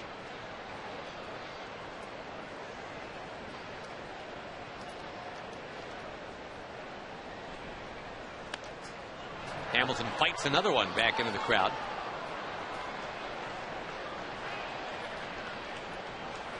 Rangers with 2 in the first, 6 in the second. They did not score in the third. 2 in the fourth, 1 in the fifth.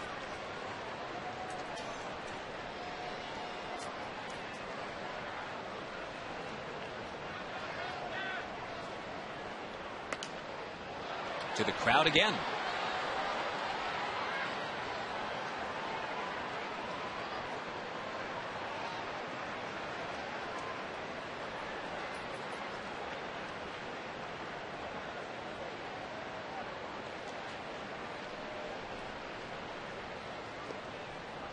Well, the White Sox now leading Detroit 8-3 in the 7th inning on a day where the White Sox, I guess, have said publicly they are looking to start trading. Have they? Yep. They're 24-33. It's not going well. Well, I bet everybody's speculating on Paul Konerko going to the Angels then, probably. And A.J. Przinsky being moved, too.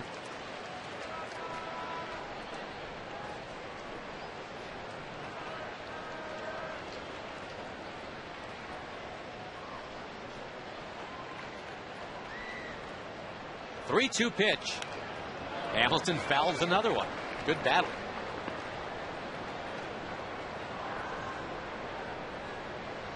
Twins on top of the Royals 4-2 in the 7th. And the Indians have won their game against Boston 11-0. And you're right, Tom. That was Justin Masterson, masterful against his old team. 2-hitter. Long at bat comes to an end. Hamilton down on strikes. The Rangers, though, a comfortable lead tonight of 11-2.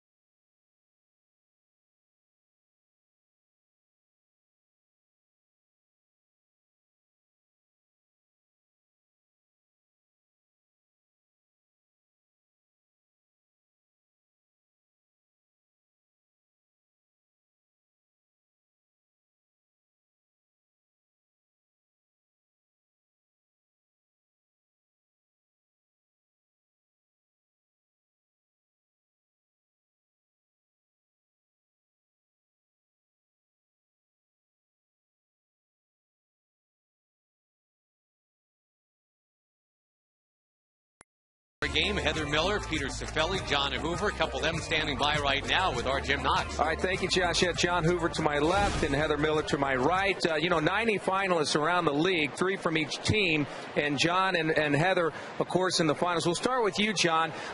This is about people who make a difference in the community, and it was your organization, A Wish with Wings, right here in Arlington, that nominated you? Yes, that's correct. A Wish with Wings is an organization that grants wishes to children with life-threatening illnesses, and they are located here in Arlington. And Heather, your family is on hand right in front of us right here, and it was your husband that actually nominated you, correct? That's right. 8 years ago, we started a baseball league for children with special needs. When our son Ben was, who has special needs, we were told he was no longer going to be able to play Little League, so that was the one thing that made him feel like just a regular kid, so we started a league for him to play in. And 125 kids now play Buddy League, and over 300 kids have, over the last 8 years, been able to live their dream of playing baseball. That is outstanding. Now, one of these finalists will automatically win. Of course, they'll win when you go online and vote, peopleallstars.com. Go ahead. Voting cutoffs online will be June 20th, and the winner will automatically represent the Rangers at the All-Star Game in Arizona in July. So congratulations. Continue good work. Thank you, John. Nice meeting you. Thank you, Heather. Josh, back to you. All right, thank you, Jim. Jim always seems to have a cotton candy person right nearby. I don't know if that's like a magnet that Jim has to cotton candy, but Alfonso taking outside. And C.J. Wilson up past 100 pitches now. Rangers look like they'll give him the chance here, Tag, to get through 7. Well, it's good if he can, because he struggled in the first inning. He's straightened it out. He's only given up 1 hit since the first inning. Really settled down and done a nice job. 2 walks, 4 strikeouts in the game for C.J.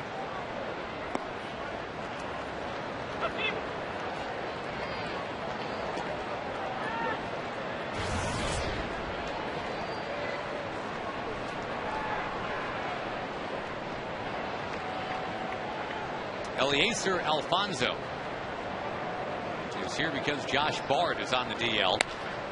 He's going to send one to right. There's Murphy, who's having a fine evening out there. David says, thanks for the easy one.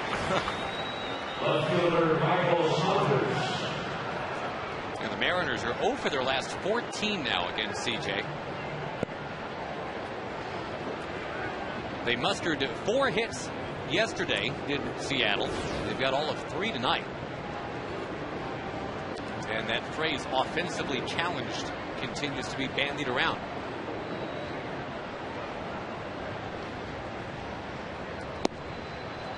Strike 1 to Saunders.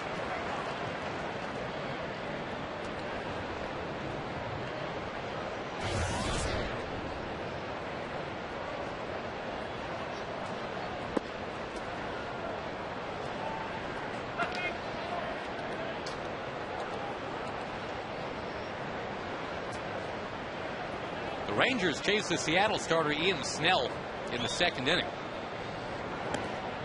Luke French has done a pretty good job in long relief, extreme long relief tonight.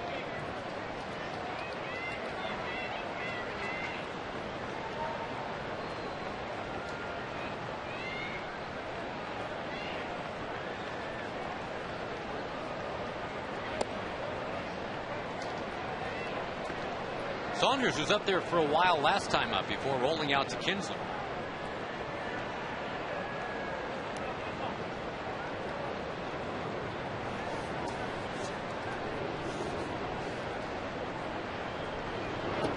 Outside, he walked him.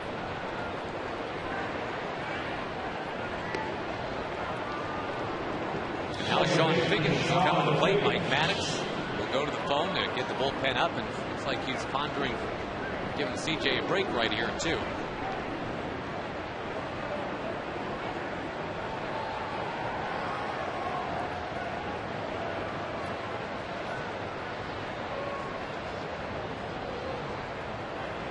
Dustin Nippert gets up. CJ rosins up his forearms.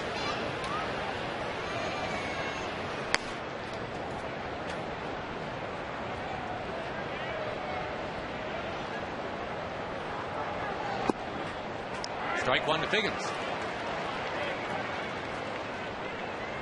That 24 pitch first inning gave you some pause tonight, but for the most part things have been fairly easy the rest of the way.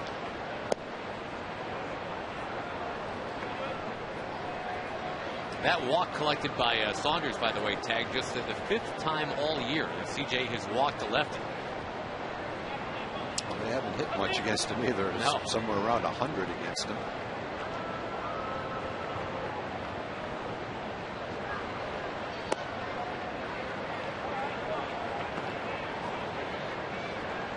I'm sure CJ wants to get through the full 7. Doesn't want to have to be lifted from this game.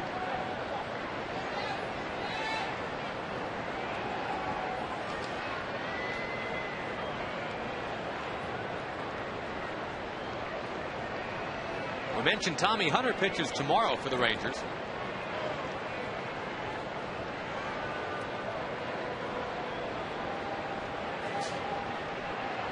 It's a massive slowdown approach here from CJ. Well, it's actually good because if he's starting to get tired, he's already at 111 pitches. It's giving Justin Nippert a little bit extra time to get warmed up in the bullpen to where he might be ready if he walks Figgins right here. CJ really appears to be getting a little bit tired right here in the 7th inning. Take a pitch and yep. dig out. Borbone is going to take command. And yeah, Mike Maddox will go out there just take the pulse of the pitcher. Hey, you got enough in you to battle with each row here on one more?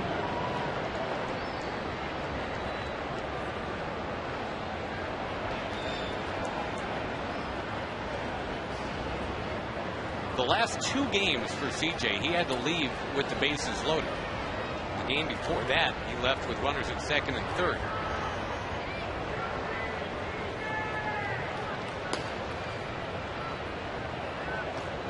Three walks, 4 strikeouts for Wilson tonight. Mike Maddox says, go get him. And he has gotten Ichiro tonight 3 times.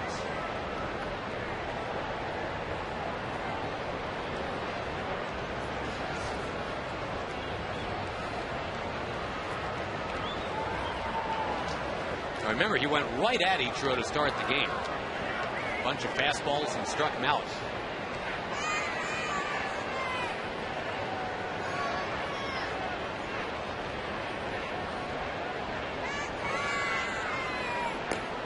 Ichiro, a man of routine, settles himself. And the fastball is still 90. He's not quite locating it right now. 114 pitches for CJ at this moment.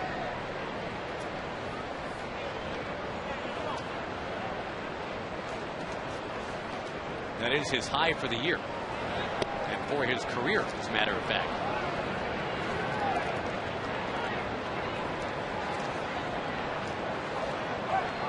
Again, this is exactly what Colby Lewis doesn't do.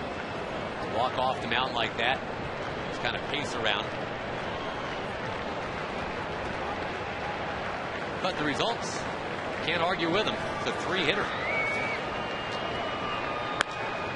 He gets Ichiro to hit it in the air to right center. Borbon will call it and catch it, and Wilson has his 7 innings in the books. A career high pitch total for him and plenty of run support.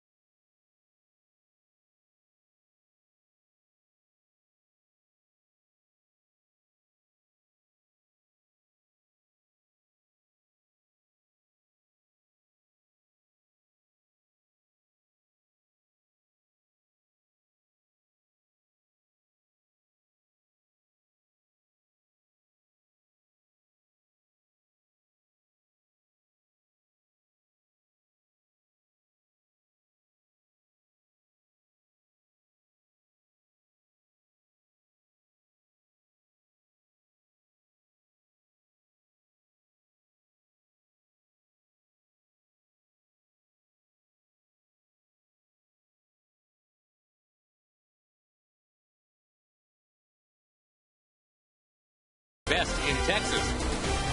And by Southwest Airlines. Go to southwest.com, grab your bag. It's on. David Murphy lines one into right center field to open the bottom of the 7th. On his way to second base, Rangers already leading 11-2. Ryan Langerhans, by the way, is now in the game in right. Ichiro is out. Since we're talking about right field defense, our Jaguar extraordinary performer tonight is David Murphy for his right field defense.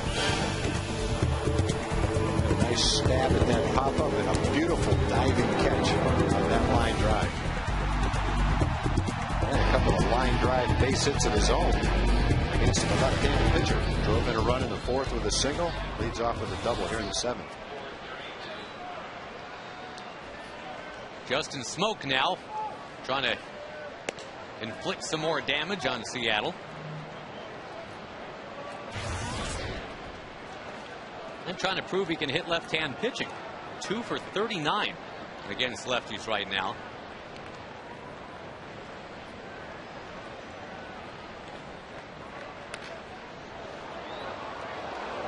Smoke is the only hitless Ranger tonight. Murphy's got a couple of hits. Borbon has 2, including a triple. Hamilton has 2, including a homer. Vladdy's got 3. Kinsler 2. Young has 2. And actually Andrews is hitless tonight too.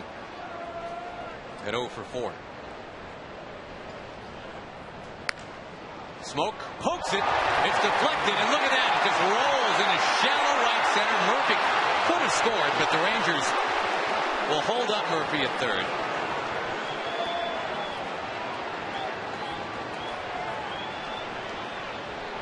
Looked like that went off Tuiasa Sopo's bare hand. Yeah, it did. I think he was fooled by the hop. Never really put his glove up to try to catch it. Put his bare hand up and went off his bare hand. They caught in between on the bounce. All right, now that one we're told is going to be an error. And meantime, the one that was hit behind Justin Smoak back in the 5th inning, that one's been changed to a double. The one that Ichiro hit went bounding by Justin Smoak. That one is now a double, so make it a 4-hitter for C.J. Wilson, not a 3-hitter.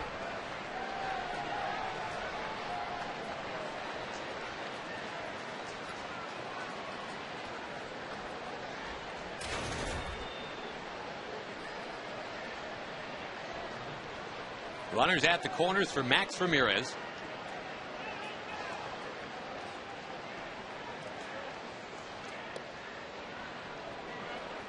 Well, they are riding Luke French here, huh?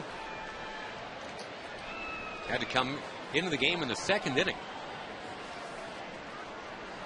He's thrown 71 pitches now. 51 of them for strikes. But he was a starting pitcher in AAA. He was pitching really well. Langer hands in short right. French at AAA before he was called up was 6-2 with a 1.93 ERA in 11 starts. So this is kind of right up his alley, getting an opportunity to throw this many pitches, and who knows, he may end up in the rotation before too long himself.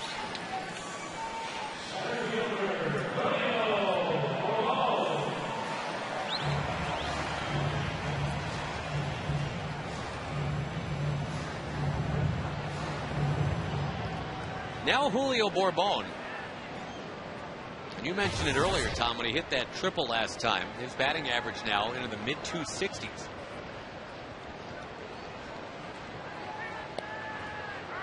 It has been a long but steady climb for Julio to get there.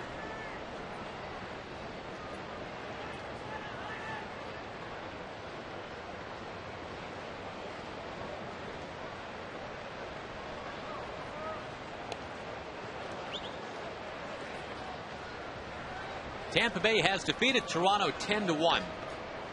So the sweep for the Rays.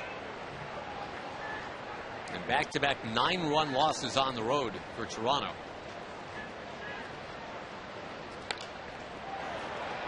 And in the crowd of 26,432 off the bat of Bourbon. Very nice Wednesday turnout. Had the occasional sprinkle over the last couple innings, but that's it. I mean, just a tiny little passing drop or two.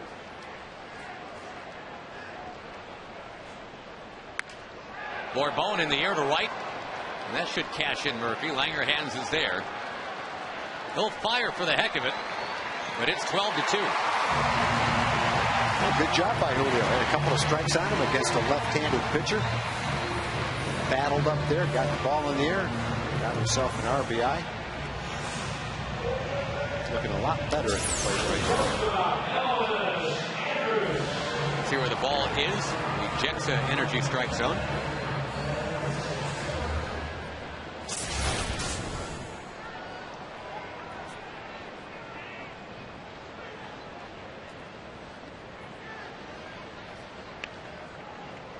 Now Elvis might have his last opportunity right here to run that hit streak from 13 to 14. The way he's been going, that'll be weird if on a night where the Rangers scored 12 times, Elvis doesn't have a hit.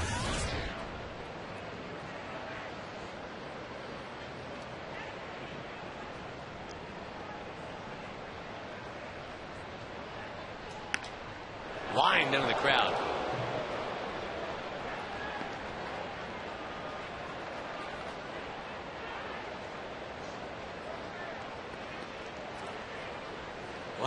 as hard as that ball went in there, she doesn't look any worse for the wear. A kid saying, "Can I have it? Please."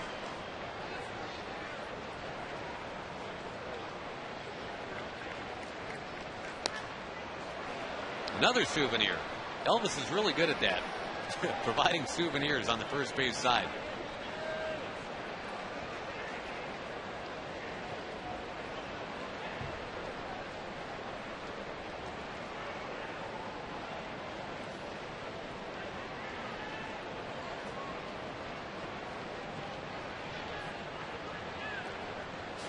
The 0-2 delivery.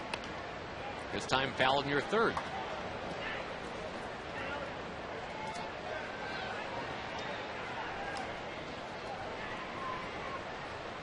By the way, the Yankees still lead Baltimore 4-2 now, bottom of the 8th.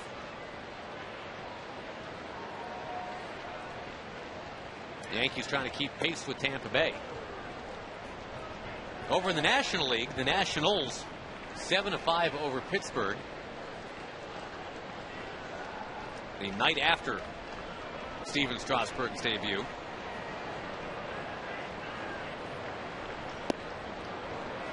Cubs now leading the Brewers 8-3. And Marlon Byrd, a pair of home runs in that game. He's up to 9. Giovanni Soto, a pair of home runs in that game. He's got 7 now. 8-3 Chicago. Elvis down near third. Lopez, and a close play. Elvis is out, and indeed is now 0 for 5, but he almost beat that. Rangers 12, Mariners 2.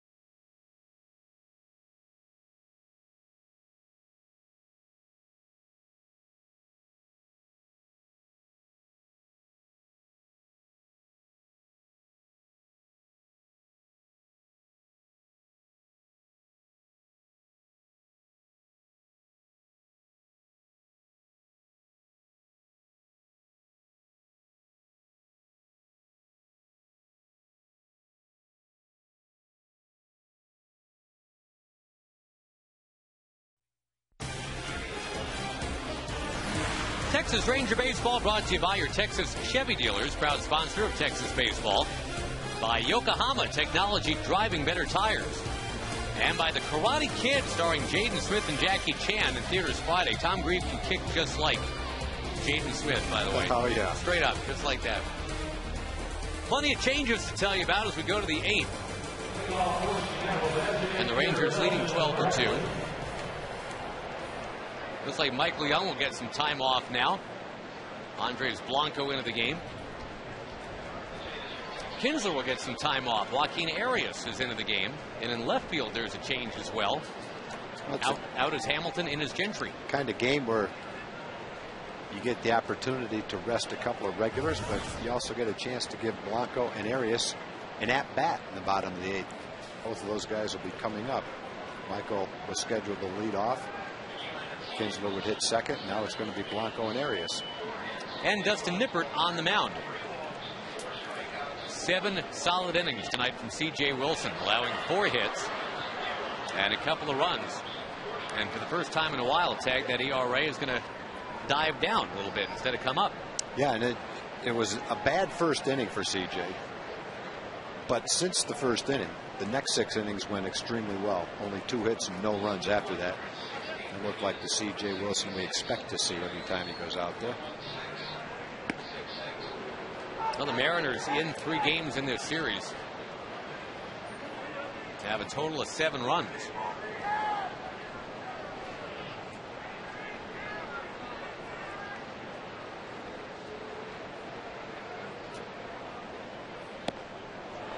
Rip and a miss by Bradley, 2-2.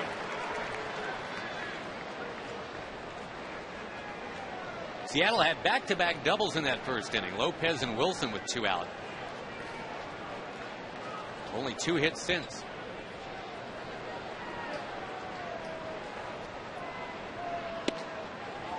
Down and in.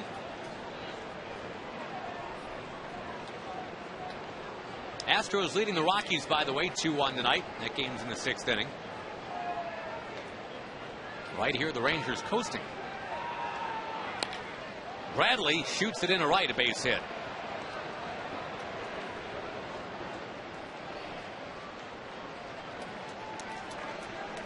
Franklin Gutierrez will come up next and Lopez to follow. Right now we go to Jim Knox. All right, thank you, Josh. Hey, big night in the stands. We have Margie Frost here. She's 100 years old. And Margie, who's your favorite Ranger player? I'll just have to say Young. Michael Young. There we go. All right, Margie, way to go. Now, Margie's actually at the game because, Jeremy, tell us why. Because she takes a walk in our neighborhood every day, and my son Jay spotted a Rangers hat on her head and said it would be a good idea if we asked her to a baseball game. And here she is. So, Jay, you are the progressive fan of the game. Way to go, little guy. You got the baseball bag. You got the Ranger cap and the shirt. Way to go. What do you say? All right. Congratulations, Margie. Nice meeting you. All right, thank you, Josh. That's a good news. Isn't that nice? There. What a nice little story. Now, meantime, with all that going on, did you notice what happened there? Milton Bradley did not get back to first base. That's not good. Well, he was running on the play. The ball was popped up. It looked like the kind of thing, if you're running and you see the ball that high in the air, you'd be able to get back. That's a 9-4-6 double play. Well, let's see if we can show it to you in a sec here. But yeah, things are not going well for the Mariners at all. Just a fly ball right down the right field line. And the Rangers turn it into a double play. Help minimize your pitch count.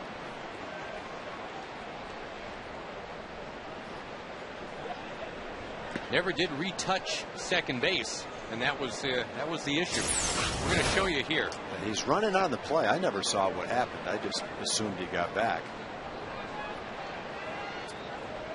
Now watch here. Murphy will notice that Milton doesn't accurately retrace his step. Never touched second going back. Milton Bradley knows better, but the Rangers heads up, caught him on that. There's a ground out to end the inning by Lopez. And yeah, not a lot happening in a good way for Seattle right now. 12-2.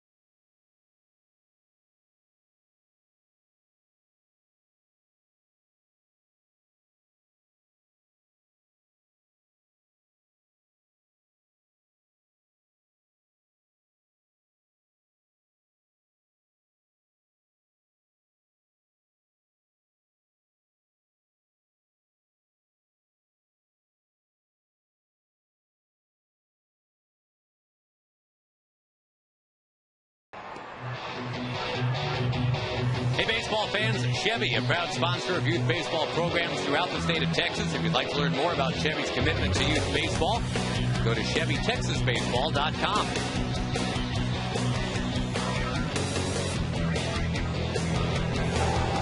Seattle's got a new pitcher. That would be Sean White.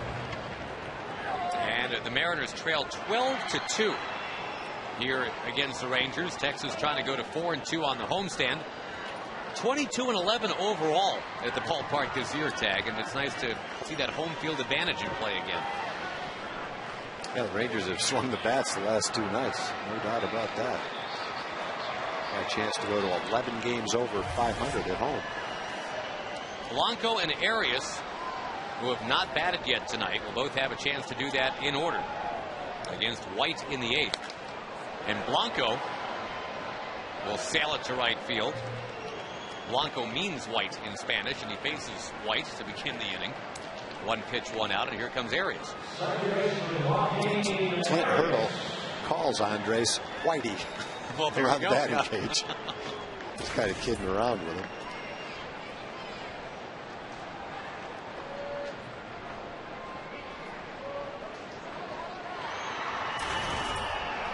I used to call Frank White when I played with Frank in Venezuela. The Venezuelan fans called him Franco Blanco.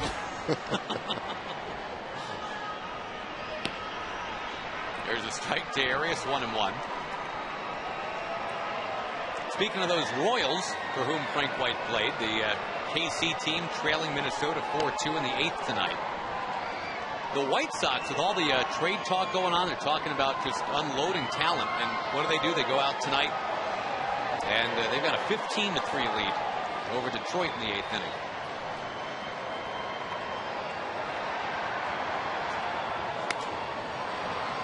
Into right field off the bat of Arias for out number 2.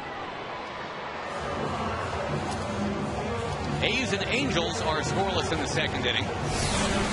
Jack in the box standings, the AL West. There you see it right now. The Rangers are half a game up.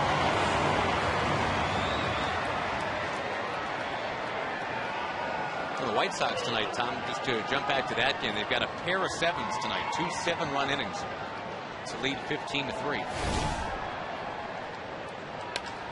Vlad Guerrero hoisting one towards center. That'll be a 6-pitch inning for White. The Rangers will take a 12-2 lead into the 9th inning.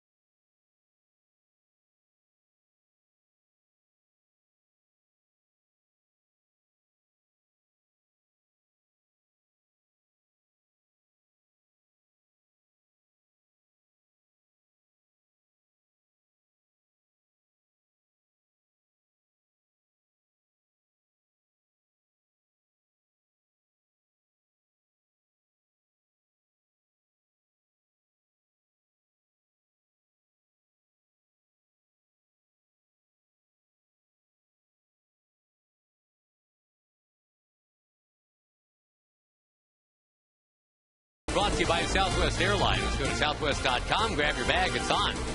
By Progressive for a money-saving car insurance quote, call 1-800-PROGRESSIVE, and by the Ford F-150. Underway in the 9th inning, strike 1 taken by Josh Wilson. The Rangers about to win this one. It is 12-2.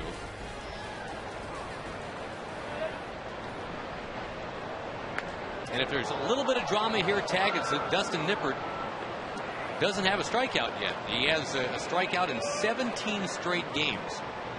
That is the second longest single season strikeout streak by a Ranger reliever ever. Wayne Rosenthal has got the record at 23 back in 1991. So if Nippert wants to knock Wayne Rosenthal out of the record books, he's got to get a strikeout here. Well, he's got a 1-2 count on Josh Wilson. And he's got a second inning to try to do it. That ball in a right center, a base hit. 2 more hits for Wilson.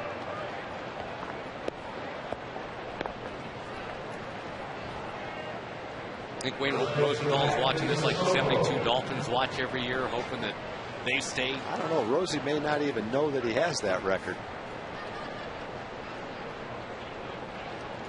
He only had 62 career strikeouts ever, and somehow he had 23 straight games where he had 1 anyway.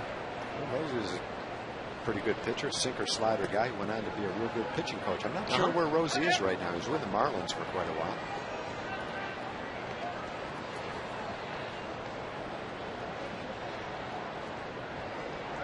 Out of St. John's. Yeah.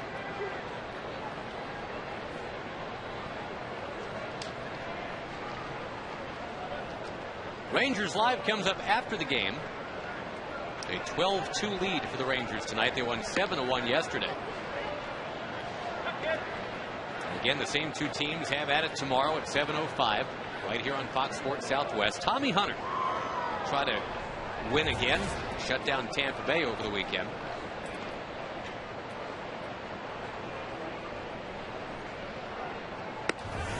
Nippert can't get it over here. Maddox going to run out there and remind him he's got a 10-run lead.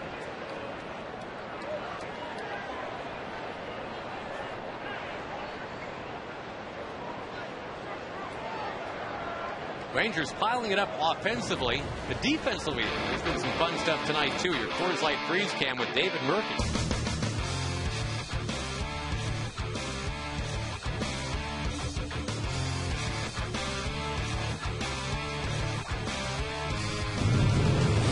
Murphy's got a couple of hits tonight, too.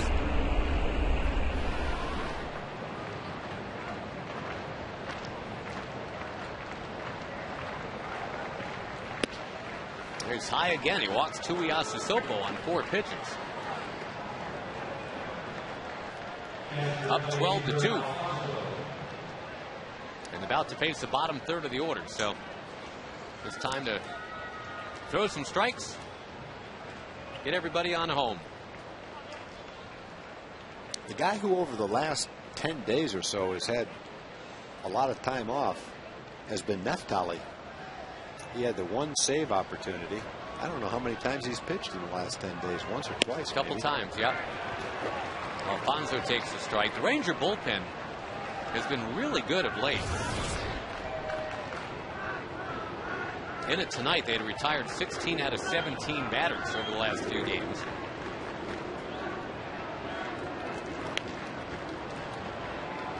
That ball fouled away. Folks, you can cast your Scott's All-Star ballot at Lowe's. Enter to win a VIP All-Star experience. Compliments of Scott's.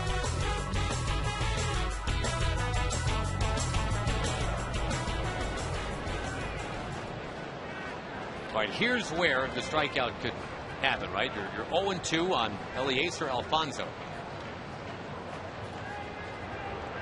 Righty versus righty. Not yet. 95-mile-an-hour fastball, though.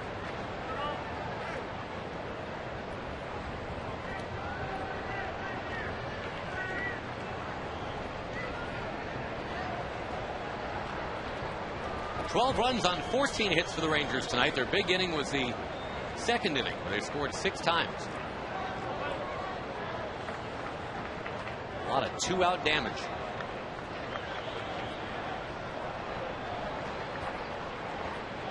There's the strikeout. Nippert getting Alfonso. Back-to-back 95-mile-an-hour fastball. He's got that one up a little bit.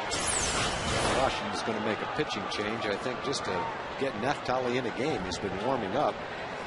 Probably evidently wanted to wait till there was one out to minimize the amount of pitches that he has to throw, but I think he just wants to get him on a big league mound and throw 9 or 10 pitches just to stay sharp. I think you're exactly right. Obviously not a save situation, but the fans will get a chance to see Feliz with the Rangers in command here, 12-2.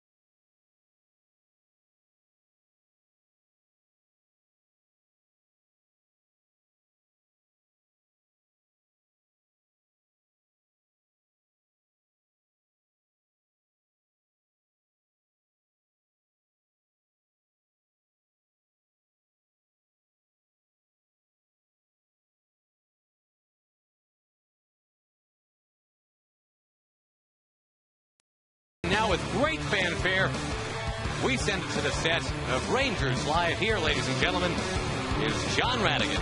Yeah, I appreciate you bringing along the trumpeters, Josh, for the fanfare tonight. And, you know, normally the Rangers games have been so close this year that the crowd can't congregate during the game. But look at this.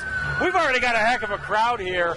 I think they're excited, understandably. 12-2, Rangers with the lead. They got a chance to make it 2 out of 3 against the Mariners tonight after the game. Mark McLemore joins me, too. We talk all about it. Lots of post-game coming your way. Emily Jones working the clubhouse after what will no doubt be a happy Rangers room tonight, guys. Should be. Thank you very much, John. Neftali Feliz has pitched to, as it turns out, Tom, only 3 times in the last 16 days. Is that what it is? Yeah. Wow. So they need to get him a little bit of action. And here you go. Michael Saunders, the batter. For a young kid, in the long run, that's probably a good thing. He was pitching a lot when the Rangers were playing so many close games, winning a lot of them, a lot of save opportunities. So that little 2-week breather over 6 months will be a good thing for him. Rifles in a strike. Now 7-1 yesterday, 12-2 tonight. The Rangers in a position to stay in first place. They'll go to 32-27.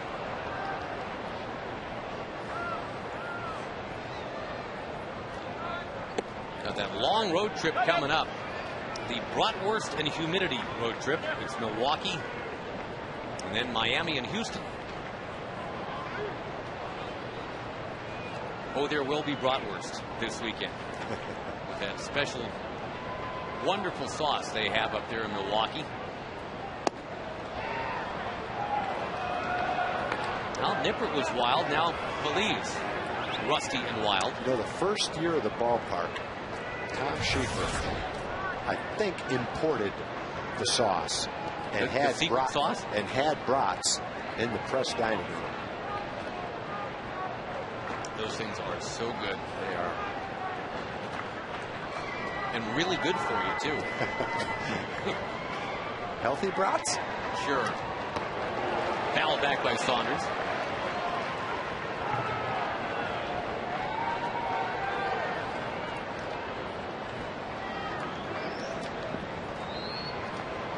See if we can take that Laverne and Shirley tour while we're there, too. Go see the brewery. A long time since the Rangers been in Milwaukee. On 3-2. Feliz brings it. And the ball popped foul by Saunders.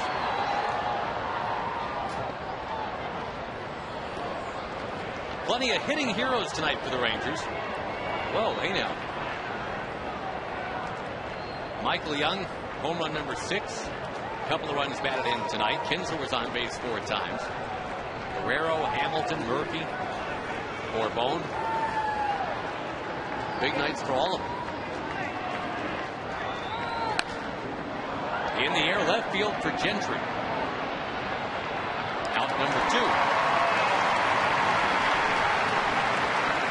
Kinsler and Young have the rest of the night off.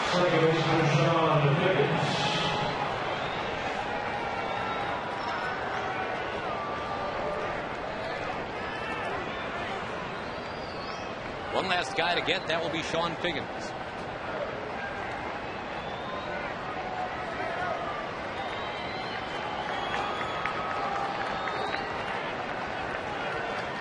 Most of the crowd has stuck around just to see the end of this one. It's a really comfortable night.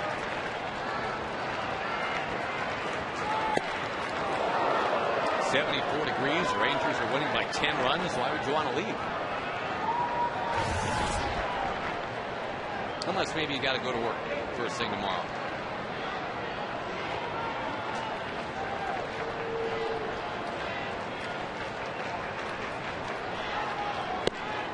If you do have to do that, work early tomorrow, we strongly suggest you head on home, maybe take a shower, grab a quick bite to eat, load up, grab the friends, the family, the kiddos, come on out for a 7:05 game tomorrow night.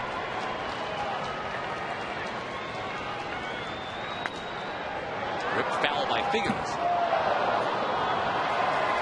It is their last chance for a while to see the Rangers. We mentioned that long road trip.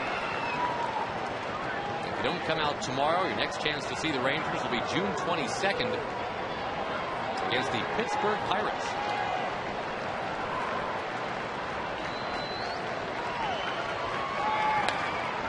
Fouled by Figgins, and the Rangers are a strike away.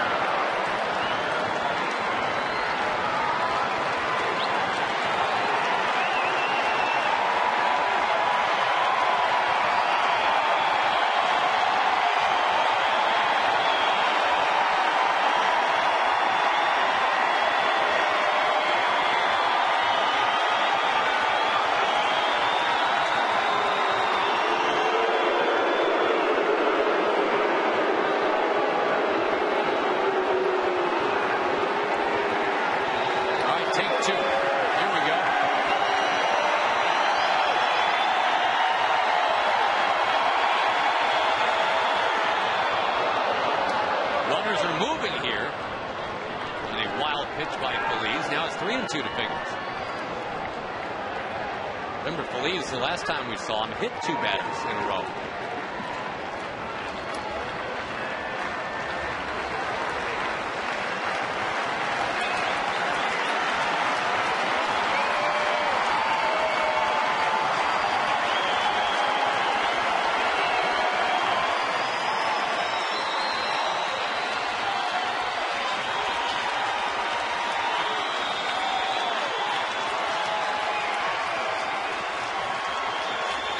The 3-2 pitch.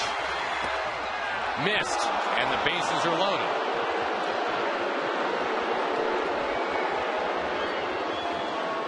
Ryan Langerhans will have his first at bat tonight, and with 3 men on.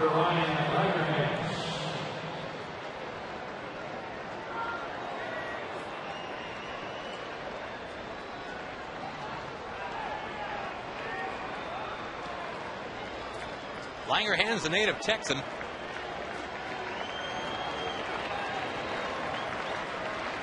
And Feliz already having thrown 13 pitches. He'll deliver up and outside here. And Mike Maddox will make another trip to the mound. We've seen a lot of that. Well, John Washington is going to get Chris Ray warmed up, not because there's any threat that Feliz couldn't get out of this inning. He just doesn't want to him to throw many pitches. That's why he brought him in with 1 out, hoping he could throw maybe 8 or 10 pitches just for a minor little tune-up. And he's going to be throwing his 15th pitch right here. And I think the thing is, if he throws 23 or 24 pitches, he might not be able to pitch tomorrow. And you definitely don't want to see that on a night where he's just getting a little tune-up to stay sharp. So Chris Ray's having to warm up quickly just so that doesn't happen.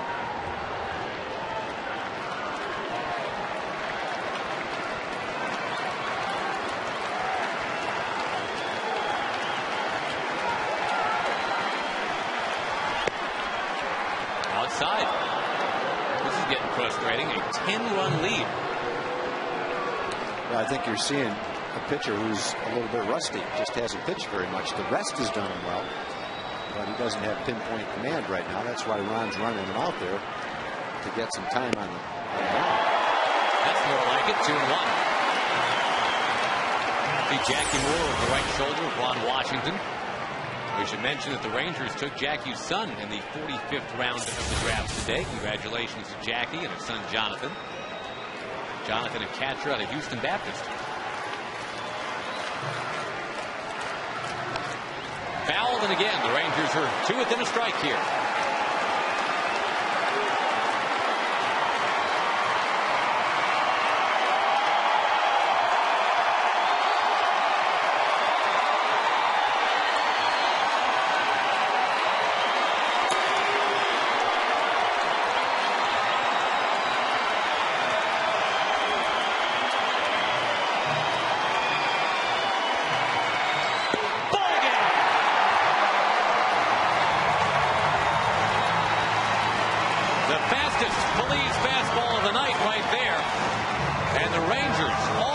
Seattle 12-2.